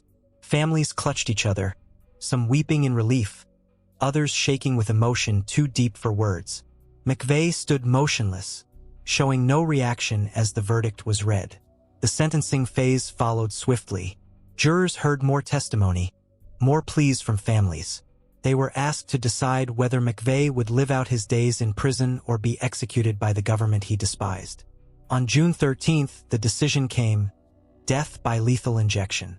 When the judge pronounced the sentence, many in the gallery wept openly. For some, it was closure. For others, it was only a beginning. Nothing could bring back their loved ones. Nothing could erase the image of that shattered building. But justice, at least in law, had been served. Timothy McVeigh was led away to await execution at the federal prison in Terre Haute, Indiana. His calm never broke. To the end, he insisted he was not a criminal but a soldier. To the end, he refused remorse. And yet, outside the courtroom, America wrestled with what it had seen. McVeigh was not a foreign operative. He was not an outsider. He was one of its own. A decorated veteran, a boy from Lockport, New York, transformed into a terrorist by ideology and grievance. The trial had delivered justice, but it had also delivered a warning. The next McVeigh could already be walking unnoticed in another small town, carrying his own private rage. The conviction and death sentence of Timothy McVeigh closed one chapter of the Oklahoma City bombing saga. But another trial loomed, that of Terry Nichols, the quiet, awkward farmer who had stood behind McVeigh as co-conspirator and supplier. If McVeigh had been the architect, Nichols was the builder. Without him, prosecutors argued, the bomb would never have been possible. Nichols's trial opened in Denver in late 1997, in the same courthouse where McVeigh's fate had been decided. The security was just as tight, the media presence just as overwhelming. For survivors and families of victims, it was another painful ordeal, forcing them once more to relive the events of April 19, 1995. Prosecutors laid out their case methodically. They showed how Nichols had helped purchase tons of ammonium nitrate fertilizer, how he had rented storage units to hide supplies, and how he had helped McVeigh mix the explosive components. Receipts bore his handwriting. Witnesses testified to seeing him with McVeigh in the months leading up to the bombing. The evidence was circumstantial in parts, but woven together, it painted Nichols as an indispensable partner. Perhaps most damning was the testimony about the sheer scale of his involvement. McVeigh may have driven the truck, but Nichols had been there for the planning sessions, the test explosions, the heavy lifting of bags and barrels. He had even helped fund the operation, drawing money from bank accounts and pawning items to raise cash. This was not the work of a man ignorant of his friend's intentions. The defense, however, painted a different picture. Nichols's attorneys argued he was not a true believer but a reluctant follower, dragged along by McVeigh's charisma and intensity. They described Nichols as indecisive, weak-willed, and easily manipulated.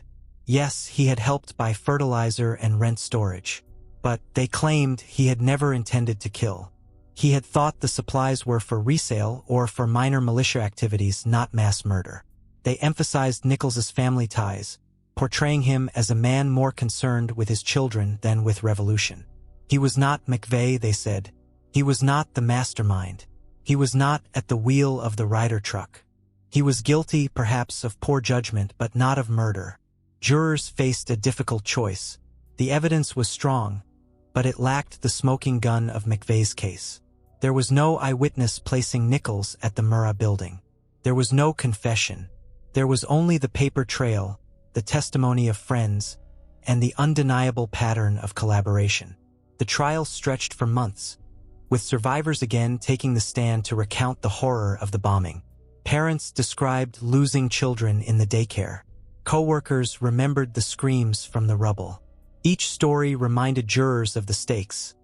This was not abstract conspiracy. This was 168 lives stolen. In December 1997, the jury delivered its verdict.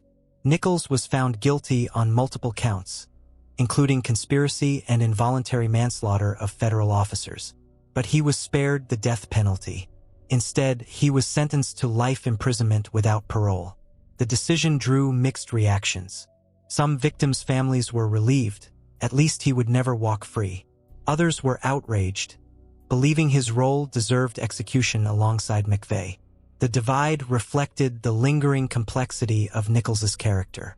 He was no McVeigh, but he was no innocent bystander either. Nichols was transferred to federal prison, where he would spend the rest of his life. In later years, he would file appeals, claiming misconduct, even attempting to shift more blame onto McVeigh. None of it succeeded. His legacy was sealed. The man who stood behind McVeigh, enabling terror through his complicity and cowardice. The trial of Terry Nichols also forced America to confront the uncomfortable truth about terrorism. It does not always require a single mastermind. It can thrive in networks of grievance, in friendships bound by ideology, in quiet men who lack the courage to say no. Nichols may not have lit the fuse, but he carried the powder. And without him, the bomb might never have exploded. For survivors, the Nichols verdict closed another door, but not the pain. Many said the trials were not about vengeance but about truth, making sure the world understood the full scope of the conspiracy. The courtroom had provided that. Yet outside those walls, their lives remained forever marked by April 19th. Among the names that surfaced after the Oklahoma City bombing, one stood apart from McVeigh and Nichols. Michael Fortier, a former Army buddy, a drinking companion, a fellow gun enthusiast, was never in the Ryder truck. He never mixed fertilizer or signed a rental agreement. Yet he was pulled into the story because of what he knew, what he failed to stop, and what he ultimately admitted. Fortier and McVeigh had met at Fort Riley, Kansas during their Army days. Where McVeigh was quiet and intense, Fortier was laid back, sometimes lazy, prone to drifting between jobs and hobbies. He married young, to Lori, and soon settled into a modest life in Kingman, Arizona. McVeigh, restless after his discharge, often crashed with them between gun shows. Over long nights of cards and beer, he unburdened his anger at the government. Waco, Ruby Ridge, gun control, taxes. At first, the rants sounded like the venting of a bitter veteran. But as time went on, McVeigh's words hardened into specifics. He described revenge. He talked about building a bomb. He even mentioned targeting a federal building in Oklahoma City. Michael listened, sometimes laughed, sometimes nodded along. He didn't call the FBI. He didn't warn anyone. He simply absorbed it, dismissing much of it as bluster. Lori, too, remembered details. McVeigh had shown them sketches of a truck bomb, explained how barrels of fertilizer could be turned into explosives. She thought it was dark talk, but assumed it would never happen. Years later, she would testify that she and her husband dismissed McVeigh's plans as Tim just being Tim. Angry, extreme, but harmless. April 19, 1995, shattered that illusion. When news of the bombing hit, The Fortiers immediately suspected McVeigh. The scale, the method, the date, it was all exactly what he had described. For days, they lived in fear, unsure whether to come forward. When FBI agents knocked on their door, they faced a choice: lie and protect their friend, or tell the truth and face consequences of their own. The government had leverage. Prosecutors believed Fortier knew about the bombing beforehand, even if he hadn't actively built the bomb. That made him, at minimum, guilty of failing to report a crime, and at worst, an accessory to mass murder. Facing decades in prison or even a possible death sentence, Fortier struck a deal. He pleaded guilty to 4 felony counts: failing to report McVeigh's plans, lying to federal agents, and transporting stolen guns to fund the conspiracy. In exchange, he agreed to testify against McVeigh and Nichols. The decision was controversial. Many victims' families were outraged that a man who knew about the bombing in advance would escape with a reduced sentence. Some called it betrayal of justice. Others accepted it as necessary. Without Fortier's testimony, the government's case against McVeigh and Nichols would be weaker. On the stand, Fortier was calm but uneasy. He recounted McVeigh's words, the sketches, the plans. He admitted he believed McVeigh was serious, yet did nothing. His testimony was damning, filling in gaps the physical evidence could not. He tied McVeigh's ideology directly to the bombing, showing jurors that it was not spontaneous but deliberate. Lori also testified, confirming her husband's account. She admitted she, too, had dismissed McVeigh's rants but had seen enough to know he was serious. Their candor helped seal the government's case. In 1998, Michael Fortier was sentenced to 12 years in federal prison.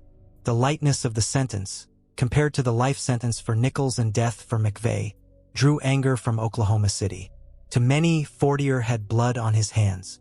He had known. He could have stopped it. Instead, he had stayed silent. Fortier served nearly 11 years before being released in 2006. Upon release, he and his family were placed in the Federal Witness Protection Program. New names, new identities, new homes, their old lives erased. He vanished from public view, shielded from those who might seek vengeance and from a nation that remembered his silence. The moral weight of his choices, however, could not be erased. Fortier himself admitted regret, acknowledging that his failure to act cost lives. He lived with the knowledge that children, mothers, fathers might still be alive if he had found the courage to pick up the phone. The Fortier story became a haunting lesson in complicity. Terrorism does not thrive in isolation. It survives in silence, in the bystanders who shrug, who laugh it off, who choose friendship or fear over duty. Michael Fortier was not Timothy McVeigh. He did not drive the truck. He did not light the fuse. But by turning away, he became part of the chain that led to 168 graves. For survivors and families, that truth was unforgivable. Justice may have been served in court, but moral accountability was another matter entirely. After his conviction and death sentence in 1997, Timothy McVeigh was transferred to the federal penitentiary in Terre Haute, Indiana. It was here, inside the special confinement unit reserved for death row inmates, that he would spend his final years.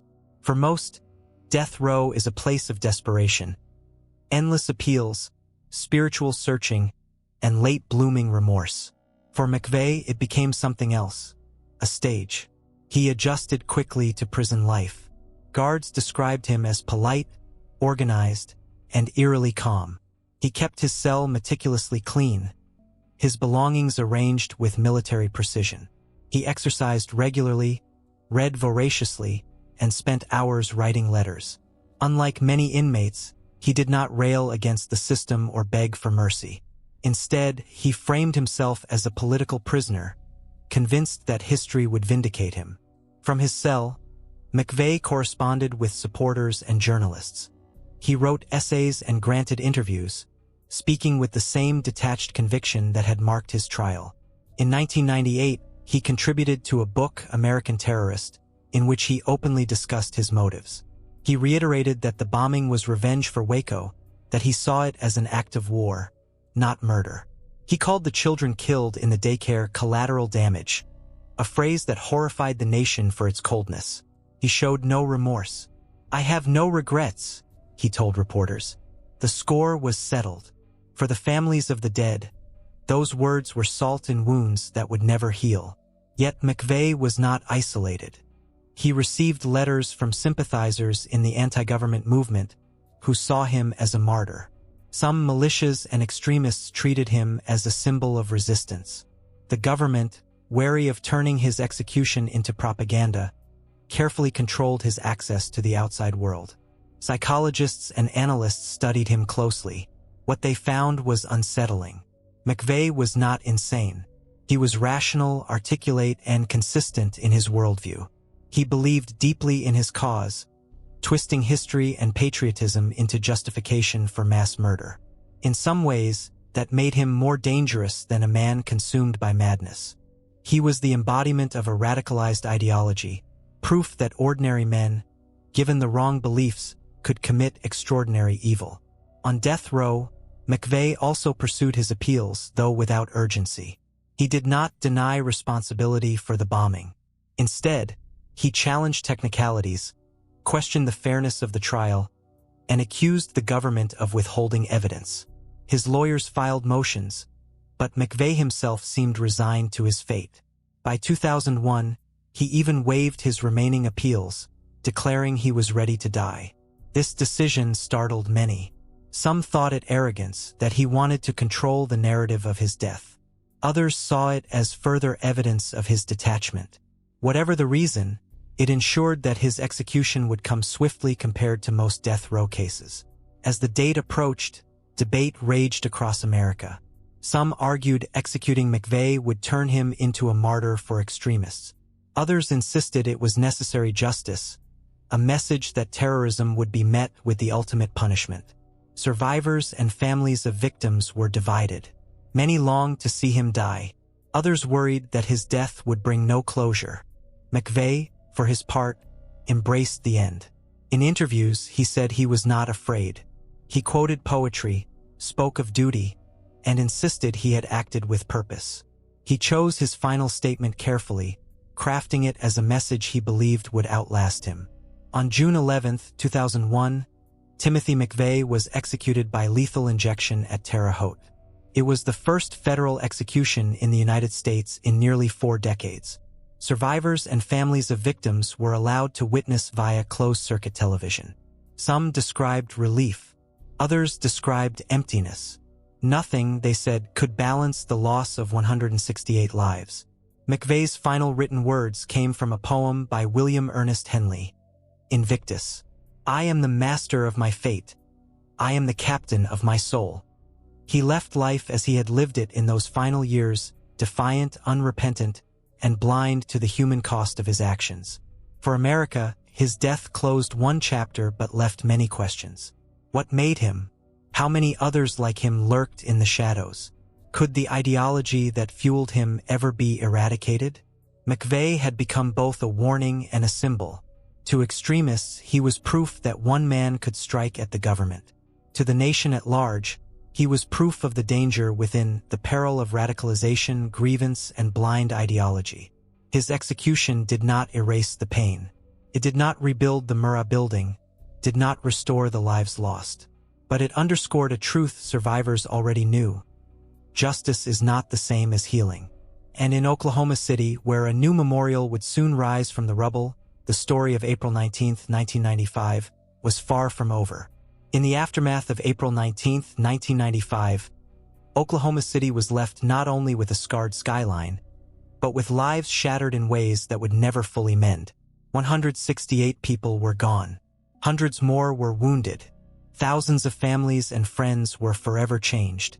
And an entire city carried grief that seemed too heavy to bear. For survivors, the first days were a blur of dust, blood, and disbelief. Those pulled from the rubble grappled with survivors' guilt. Why had they lived when coworkers just steps away had not? Parents who had dropped their children at the daycare that morning carried unbearable anguish. Some clung to photographs, others to tiny shoes or toys recovered from the debris. Every object became a relic, a reminder of a life cut short. In the weeks that followed, funerals consumed the city. Church bells tolled almost daily. Processions wound through quiet streets, with entire neighborhoods standing silent as caskets passed. Clergy struggled to find words that could touch such bottomless loss. For families, grief came in waves.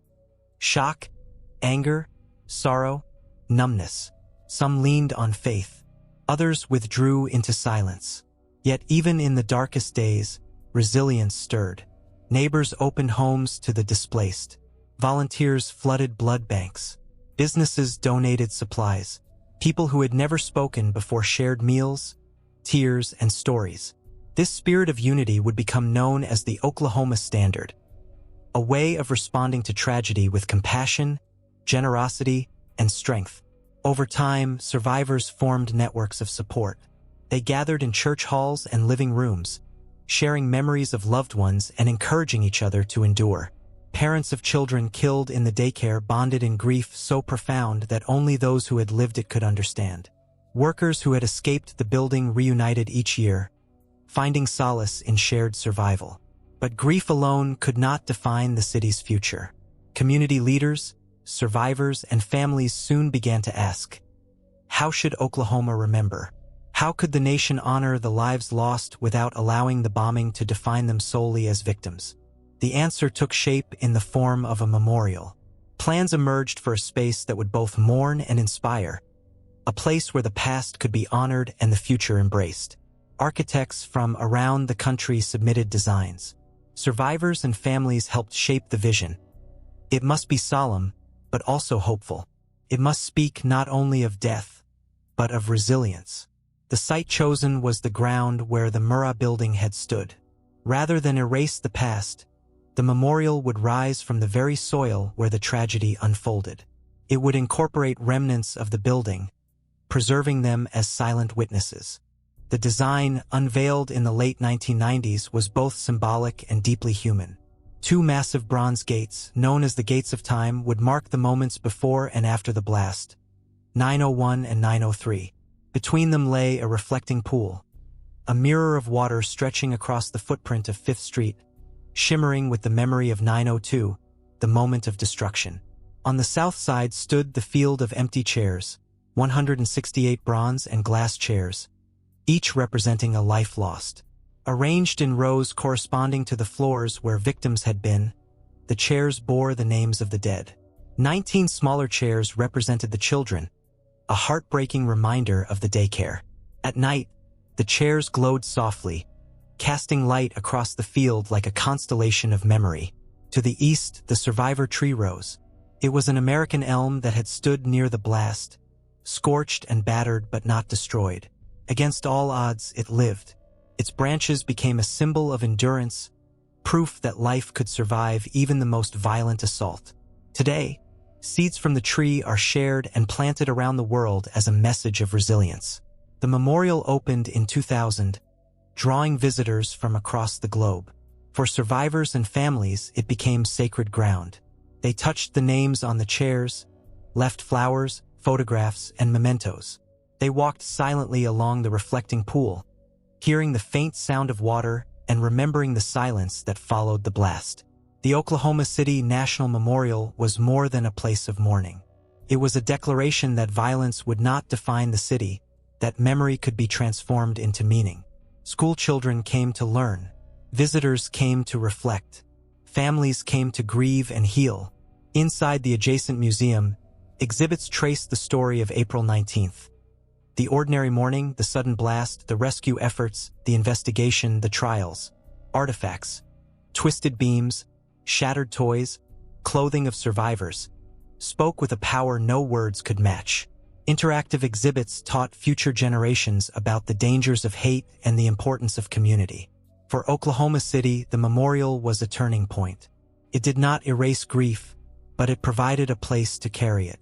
Survivors said it gave them a way to honor their loved ones publicly, to ensure they were remembered not just as victims of terror, but as individuals with lives and stories. And for America, it became a symbol of resilience. Long before September 11th, Oklahoma City had already faced terrorism on its soil. The memorial reminded the nation that healing was possible, not by forgetting, but by remembering with purpose. Each year on April 19th, the city gathers at the memorial. Bells toll 168 times, one for each life lost. Names are read aloud. Families embrace, tears fall, and silence reigns at 9:02 a.m. It is a ritual of remembrance, a promise that those lives will never fade from memory. The memorial stands today not only as a testament to loss, but as a beacon of hope. It whispers a simple truth. Even in the aftermath of terror, community can rise stronger. The bomb tore down concrete and steel, but it could not destroy the human spirit that rebuilt upon its ashes. The bombing of the Alfred P. Murrah Federal Building did not just scar Oklahoma City. It sent shockwaves through the entire nation, reshaping the way Americans thought about terrorism, security, and the dangers lurking within their own borders. Before April 19, 1995, the word terrorism was most often associated with foreign enemies. The 1993 World Trade Center bombing had reinforced that perception, Islamic extremists striking from afar. For many Americans, the threat was out there, somewhere beyond the oceans, not within the nation's own neighborhoods. McVeigh shattered that illusion. The realization that a young, decorated veteran from small-town America could orchestrate the deadliest act of terrorism on U.S. soil forced a painful reckoning. It was not just foreign adversaries who posed danger. Homegrown extremists, fueled by conspiracy theories, anger at government, and twisted notions of patriotism, were just as lethal. The federal government responded swiftly. Within months of the bombing, President Bill Clinton signed into law the Anti-Terrorism and Effective Death Penalty Act of 1996. The legislation expanded law enforcement powers, tightened penalties for terrorism-related crimes, and restricted appeals for death row inmates. It gave federal agencies more tools to investigate extremist networks, monitor explosives purchases, and track militia activity. Security at federal buildings across the nation transformed overnight. Concrete barriers appeared around courthouses, offices, and military installations. Vehicle access was restricted. Parking lots moved farther away. Streets closed to through traffic. The open, accessible design of the Murrah Building, a truck parked just feet from its facade, was now seen as a vulnerability. Architecture itself would never be the same. The bombing also reshaped the mission of the FBI and ATF. For decades, their primary focus had been organized crime, drug trafficking, and foreign espionage. Now, domestic terrorism became a top priority. Task forces were created to monitor militia groups, white supremacists, and anti-government extremists. Training programs emphasized the warning signs of radicalization. The phrase lone wolf began to enter the counterterrorism vocabulary.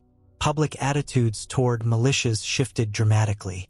Before the bombing, anti-government militia groups had operated somewhat openly, holding rallies and recruiting at gun shows. Many Americans dismissed them as eccentric fringe groups. After Oklahoma City, their rhetoric of revolution and taking back the country was viewed with new suspicion. Membership dwindled under public scrutiny and federal pressure. Yet the bombing also sparked fierce debates about civil liberties. Some argued the government's new powers risked overreach, punishing lawful gun owners and political dissidents alongside violent extremists. Civil liberties groups warned of a slippery slope, that in fighting terrorism, America might erode the very freedoms it sought to protect. The tension between security and liberty, first sharpened after Oklahoma City, would intensify even further after September 11th. For ordinary Americans, the bombing changed daily life in subtle but enduring ways. Federal buildings became less accessible. Security checkpoints multiplied. Office workers grew accustomed to ID badges, metal detectors, and locked doors. A generation that had once assumed government offices were safe now saw them as potential targets. Perhaps the most profound impact was psychological. The attack exposed a vulnerability many had never considered, that the face of terror could be familiar, even ordinary. McVeigh was not a foreign agent smuggling bombs into the country. He was a neighbor, a veteran, a man who could have blended in at a supermarket checkout line. His ordinariness was more terrifying than any foreign threat, because it suggested the enemy could be anywhere, in any town, in any uniform, behind any smile. For survivors and victims' families, The broader political changes mattered less than the personal aftermath. But many found meaning in advocating for stronger counterterrorism policies. Some testified before Congress. Others worked with community groups to educate the public about extremism. Their voices carried a moral weight, rooted not in theory but in lived tragedy. Internationally, the Oklahoma City bombing drew attention from governments facing their own domestic extremists. From Europe to Asia, officials studied how a lone individual, aided by a small network, had carried out such devastation. Counterterrorism cooperation deepened, with intelligence-sharing networks expanding to include domestic threats as well as foreign ones. And yet, the lessons of Oklahoma City were complicated. While militia activity waned in the immediate years after, extremist ideology did not disappear. It lingered in pamphlets, online forums, and angry gatherings in rural towns. McVeigh himself became a perverse inspiration for some proof that one man could strike a blow against government. Law enforcement warned that copycats were possible. In fact, in the decades since, investigators have repeatedly traced the influence of McVeigh's bombing and other plots, from foiled militia attacks to lone wolf shooters citing Waco, Ruby Ridge, and Oklahoma City as rallying cries. The shadow of April 19th never fully faded. For the nation, the bombing was a hinge point, a before and after. Before, terrorism was a distant threat. After, it was a reality at home. Before, government buildings were designed to welcome. After, they were designed to withstand. Before, militia rhetoric was dismissed as bluster. After, it was treated as potential violence.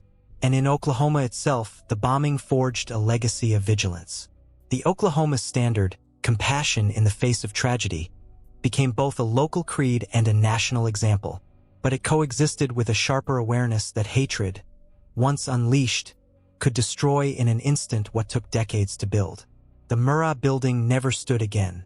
Its ruins were cleared, its site transformed into a memorial. But the policies, the security barriers, the laws, and the mindset it inspired remain woven into American life to this day.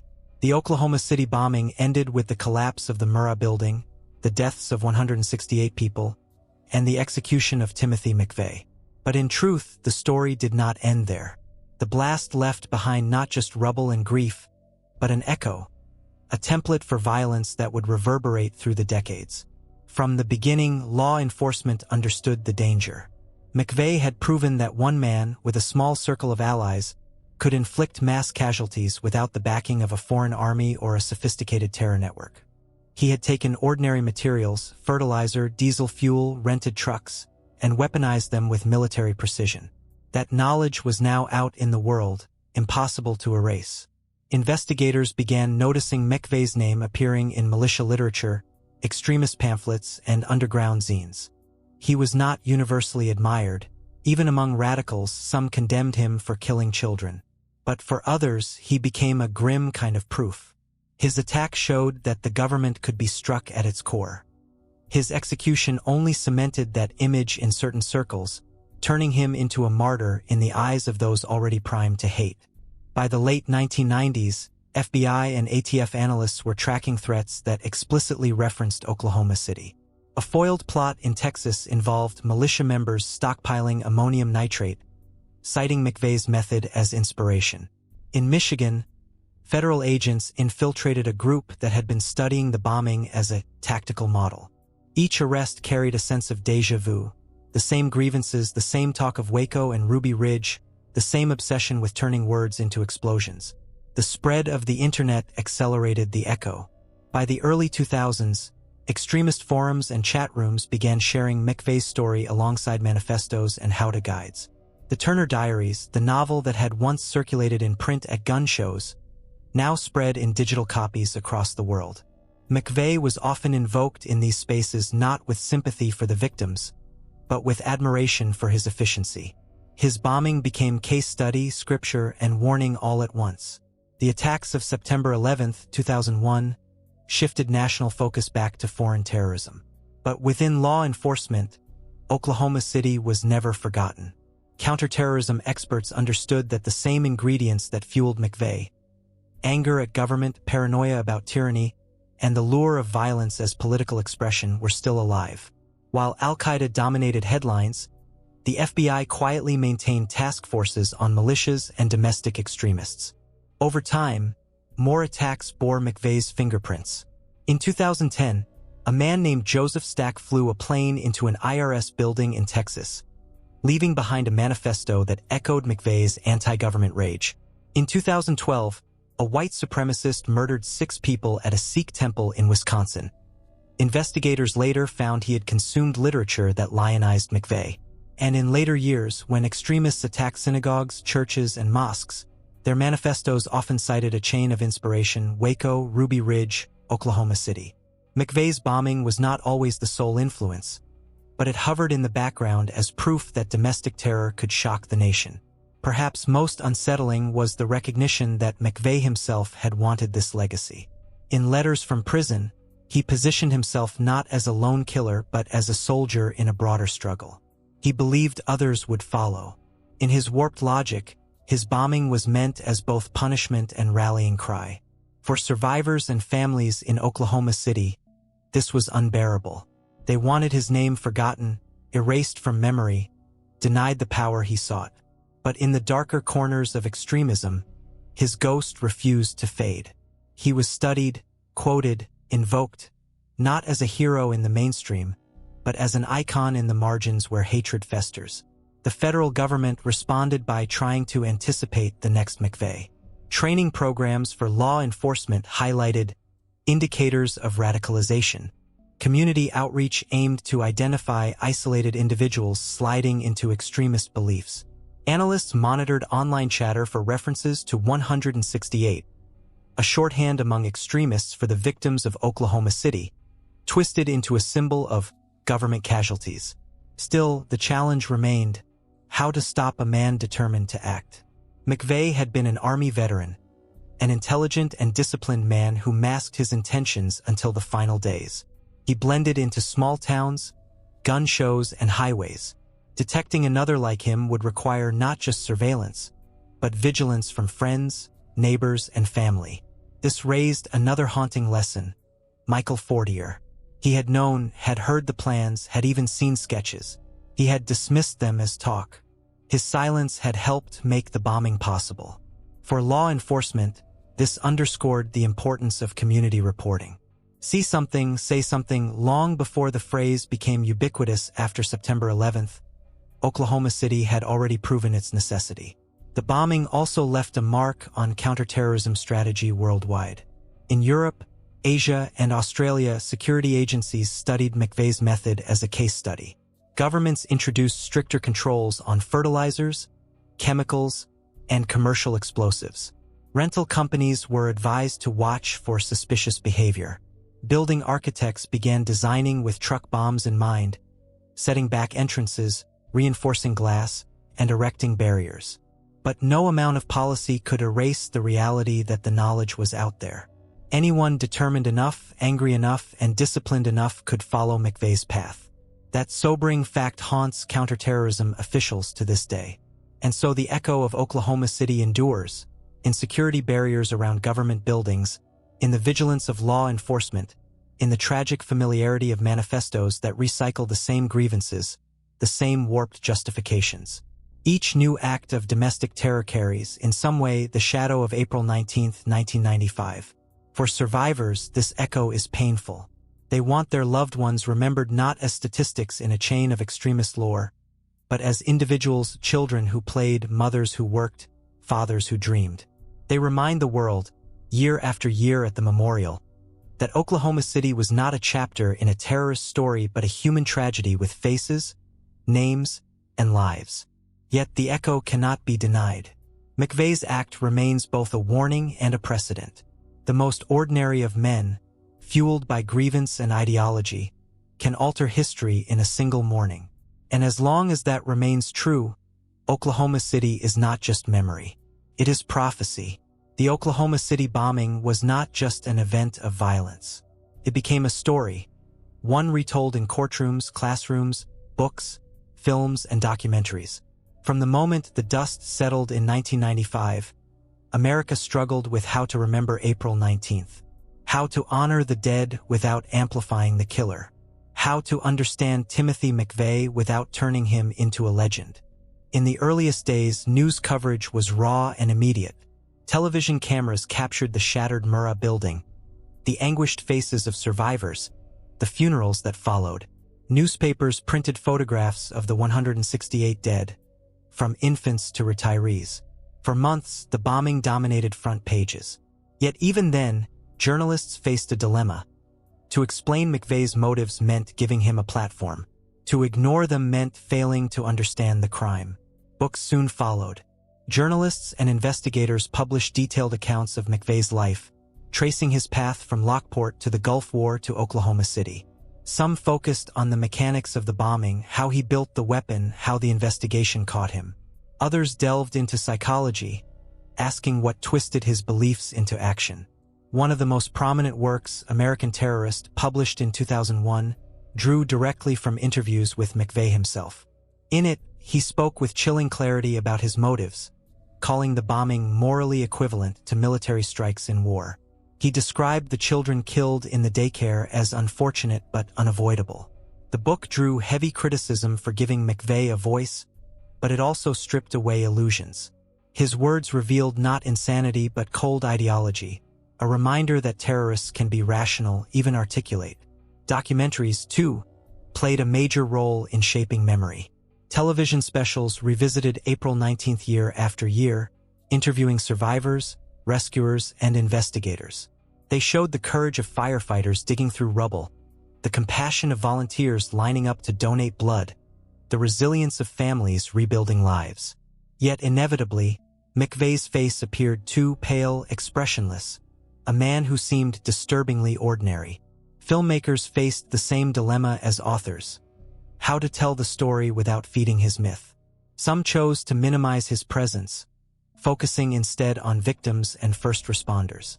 Others confronted him directly, using his trial footage and interviews to expose his ideology as shallow and cruel. The balance was delicate. Too little context, and his motives seemed incomprehensible. Too much, and he risked becoming the center of the story. Popular culture also wrestled with Oklahoma City in subtler ways. Television dramas referenced it in plotlines about terrorism. Musicians wrote songs memorializing the victims. Novels drew inspiration from the event, using fictionalized versions of McVeigh to explore themes of extremism and alienation. The bombing seeped into the American imagination as shorthand for homegrown terror. In Oklahoma itself, cultural memory took a more sacred form. The Oklahoma City National Memorial became the central narrative, shaping how the nation remembered. Its field of empty chairs told the story not of McVeigh, but of those he killed. Its survivor tree symbolized endurance. Its museum taught visitors not about McVeigh's ideology, but about the consequences of hatred. By emphasizing victims and resilience, the memorial helped ensure that remembrance did not devolve into fascination with the killer. Yet despite these efforts, McVeigh's image persisted. In extremist circles, he was sometimes invoked as a martyr. Online, his name circulated alongside manifestos, his quotes recycled as rallying cries. Law enforcement worried that too much focus on him risked feeding that dangerous mythology. Survivors and families echoed the concern. "Don't give him the last word," many pleaded. At the same time, educators argued the opposite, that ignoring him entirely left future generations vulnerable. To prevent another McVeigh, they said young people had to understand how he thought, why he acted, and how ordinary grievances could spiral into violence. History demanded not silence, but careful explanation. Over the decades, anniversaries of the bombing have served as moments of reflection. News outlets retell the story, often with renewed emphasis on victims and resilience. Documentaries update the narrative with new insights. Survivors step forward to share their memories, ensuring that the human cost remains at the center. The cultural memory of Oklahoma City has thus become a balance between grief and warning, between honoring the dead and studying the killer. Too much focus on McVeigh risks glorification. Too little risks forgetting the lessons. The solution has been to frame him not as a figure of power, but as a cautionary tale, an ordinary man warped by hate, whose choices left only ruin. And so, in the decades since, the Oklahoma City bombing has lived on in America's collective conscience. Not as a story of Timothy McVeigh's triumph, but as a reminder of the fragility of peace, the resilience of community, and the vigilance required to confront extremism before it strikes again. Years after the blast, Oklahoma City still carried the weight of April 19, 1995. The Murrah Building was gone, replaced by a memorial of silence and light, but the lives touched by that morning bore scars that time could not erase. The bombing's legacy stretched far beyond the city limits. It altered the nation's laws, its architecture, its vigilance, and its understanding of where danger could come from. For survivors, legacy meant living with the physical and emotional aftermath. Some carried visible wounds, burns, amputations, permanent disabilities. Others bore invisible burdens, nightmares, anxiety, guilt. Many spoke of reliving the moment whenever a car backfired or a building shook. Counseling programs emerged, funded by federal and state aid, but healing was uneven. Trauma does not follow a timeline, yet many survivors also rebuilt. Some returned to work in government service, determined not to let terror drive them away. Parents who lost children created foundations in their memory, raising scholarships and programs that carried hope forward. Victims' families became advocates for anti-terrorism legislation, for victim support services, for public education. They carried grief but also purpose. The broader nation absorbed lessons in different ways. Security became a permanent part of daily life. Federal buildings nationwide installed barriers, reinforced windows, and created standoff distances to prevent truck bombs. The open accessibility of government, a symbol of democracy, gave way to fortified perimeters. It was a visible sign that America had entered a new era. The bombing also reshaped law enforcement. The FBI expanded its counterterrorism focus, treating militias and domestic extremists with the same seriousness once reserved for foreign enemies. The ATF refined its monitoring of explosives and precursor chemicals. Intelligence sharing among agencies, once limited, increased under the urgency of preventing another Oklahoma City. Politically, the bombing spurred debate about the balance between liberty and security. The Anti-Terrorism and Effective Death Penalty Act of 1996 curtailed certain appeals for death row inmates and broadened investigative powers. Civil liberties advocates warned of government overreach, echoing the very concerns that McVeigh had twisted into justification for violence. The irony was not lost. In responding to him, the government sometimes risked validating the fears of those who shared his paranoia. The shadow of Oklahoma City also influenced later crises. After September 11, 2001, policymakers drew directly from the lessons of April 19. The emphasis on vehicle barriers, intelligence sharing, and community awareness had been born not in New York or Washington, but in the heartland. The Murrah Building became, in hindsight, a grim precursor to the World Trade Center and the Pentagon. For survivors, however, the legacy was not about federal policy but about resilience. Each April 19th, they gathered at the memorial, listening as 168 names were read aloud. For some, it was a ritual of mourning. For others, it was a statement of defiance. That terror had not silenced memory. Children who survived the daycare, grown into adulthood, spoke of carrying their friend's memory with them. Firefighters who had clawed through rubble shared their stories with younger generations, teaching that courage can exist even in the darkest hours. The Oklahoma Standard, the spirit of compassion and solidarity that defined the city after the bombing, became a lasting ethic. Oklahomans prided themselves on helping neighbors, donating blood, and rallying to one another's side. It became part of the state's identity, a cultural legacy born of tragedy. Nationally, Oklahoma City remains a touchstone in conversations about extremism. When new acts of domestic terrorism erupt, shootings, plots, or bombings, journalists and analysts often trace a line back to McVeigh. His act remains the benchmark for homegrown terror, a reminder of what is possible when anger festers unchecked. But just as important is the legacy of those he tried to destroy. The field of empty chairs stands in quiet defiance of hatred. The survivor tree, still blooming each spring, spreads its seeds across the world as a symbol of renewal. Visitors who walk the memorial leave with more than sorrow. They leave with the conviction that violence cannot erase community, that memory itself is a form of resistance. For America, the bombing's long-term legacy is both sobering and hopeful. It exposed vulnerabilities in buildings, in laws, in awareness. It revealed the depths of domestic extremism. But it also demonstrated resilience in survivors, in families, in a city that refused to be defined solely by tragedy.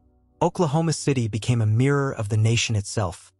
Fragile, wounded, but capable of endurance. The bombing proved that terror could strike from within, but the response proved that unity could rise just as powerfully. Decades have passed since the morning of April 19, 1995, but the Oklahoma City bombing has never faded into history's background. Its echoes remain, in the barriers around federal buildings, in the rituals of remembrance at the memorial, in the vigilance of law enforcement, and in the lives of survivors who carry scars into each new day. To understand its lasting meaning, one must first remember its core truth. This was not an act of foreign war. It was an act of homegrown terror. The man who carried it out was not a shadowy foreign agent, but a son of America, a veteran, raised in small-town New York, once trusted with a uniform and a rifle. Timothy McVeigh forced the nation to confront an uncomfortable reality, that the gravest threats can sometimes come not from beyond its borders, but from within. That realization reshaped the country. It changed how America secured its buildings, how it investigated extremism, and how it understood terrorism itself. It taught that ideology, once radicalized, can be as destructive as bombs and bullets. And it reminded Americans that democracy, for all its freedoms, is vulnerable to those who twist liberty into license for violence. Yet the bombing's legacy is not only one of fear. It is also one of resilience. The Oklahoma Standard, the instinct to help, to heal, to unite, showed itself in the hours after the blast and has endured ever since. Strangers dug through rubble together. Neighbors opened homes to survivors. Families of victims built foundations to honor their loved ones. From that act of destruction rose acts of compassion so powerful they became part of the city's identity. The Oklahoma City National Memorial embodies that resilience. Visitors who walk among the 168 empty chairs see more than absence. They see love carved into bronze and glass, memory refusing to fade. The survivor tree, scarred but thriving, stands as a testament that life can grow from devastation.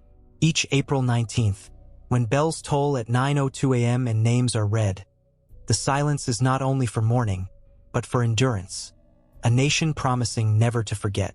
At the same time, Oklahoma City remains a warning. The ideology that drove McVeigh did not die with him. Conspiracy theories, anti-government rage, and violent extremism continue to surface in new generations. The internet amplifies them, spreading the same grievances that once circulated at gun shows into global networks. Each new act of domestic terror, a shooting in a synagogue, a bombing plot foiled, a manifesto posted online, carries faint traces of McVeigh's legacy. For intelligence agencies, Oklahoma City remains a case study in how radicalization takes hold. A disillusioned veteran, angry at government, immersed in extremist literature, surrounded by enablers who looked away. The pattern is as relevant now as it was in 1995. Preventing the next tragedy means recognizing those signs, speaking out, and refusing to stay silent as Michael Fortier once did. For survivors, the bombing's meaning is more personal. It is in the names spoken aloud each year, in the scholarships awarded in memory of lost children, in the friendships forged in grief. Some say they lived two lives, the one before 1995 and the one after. Their resilience is not about forgetting, but about carrying memory forward with purpose. And for America as a whole, the bombing endures as both scar and teacher.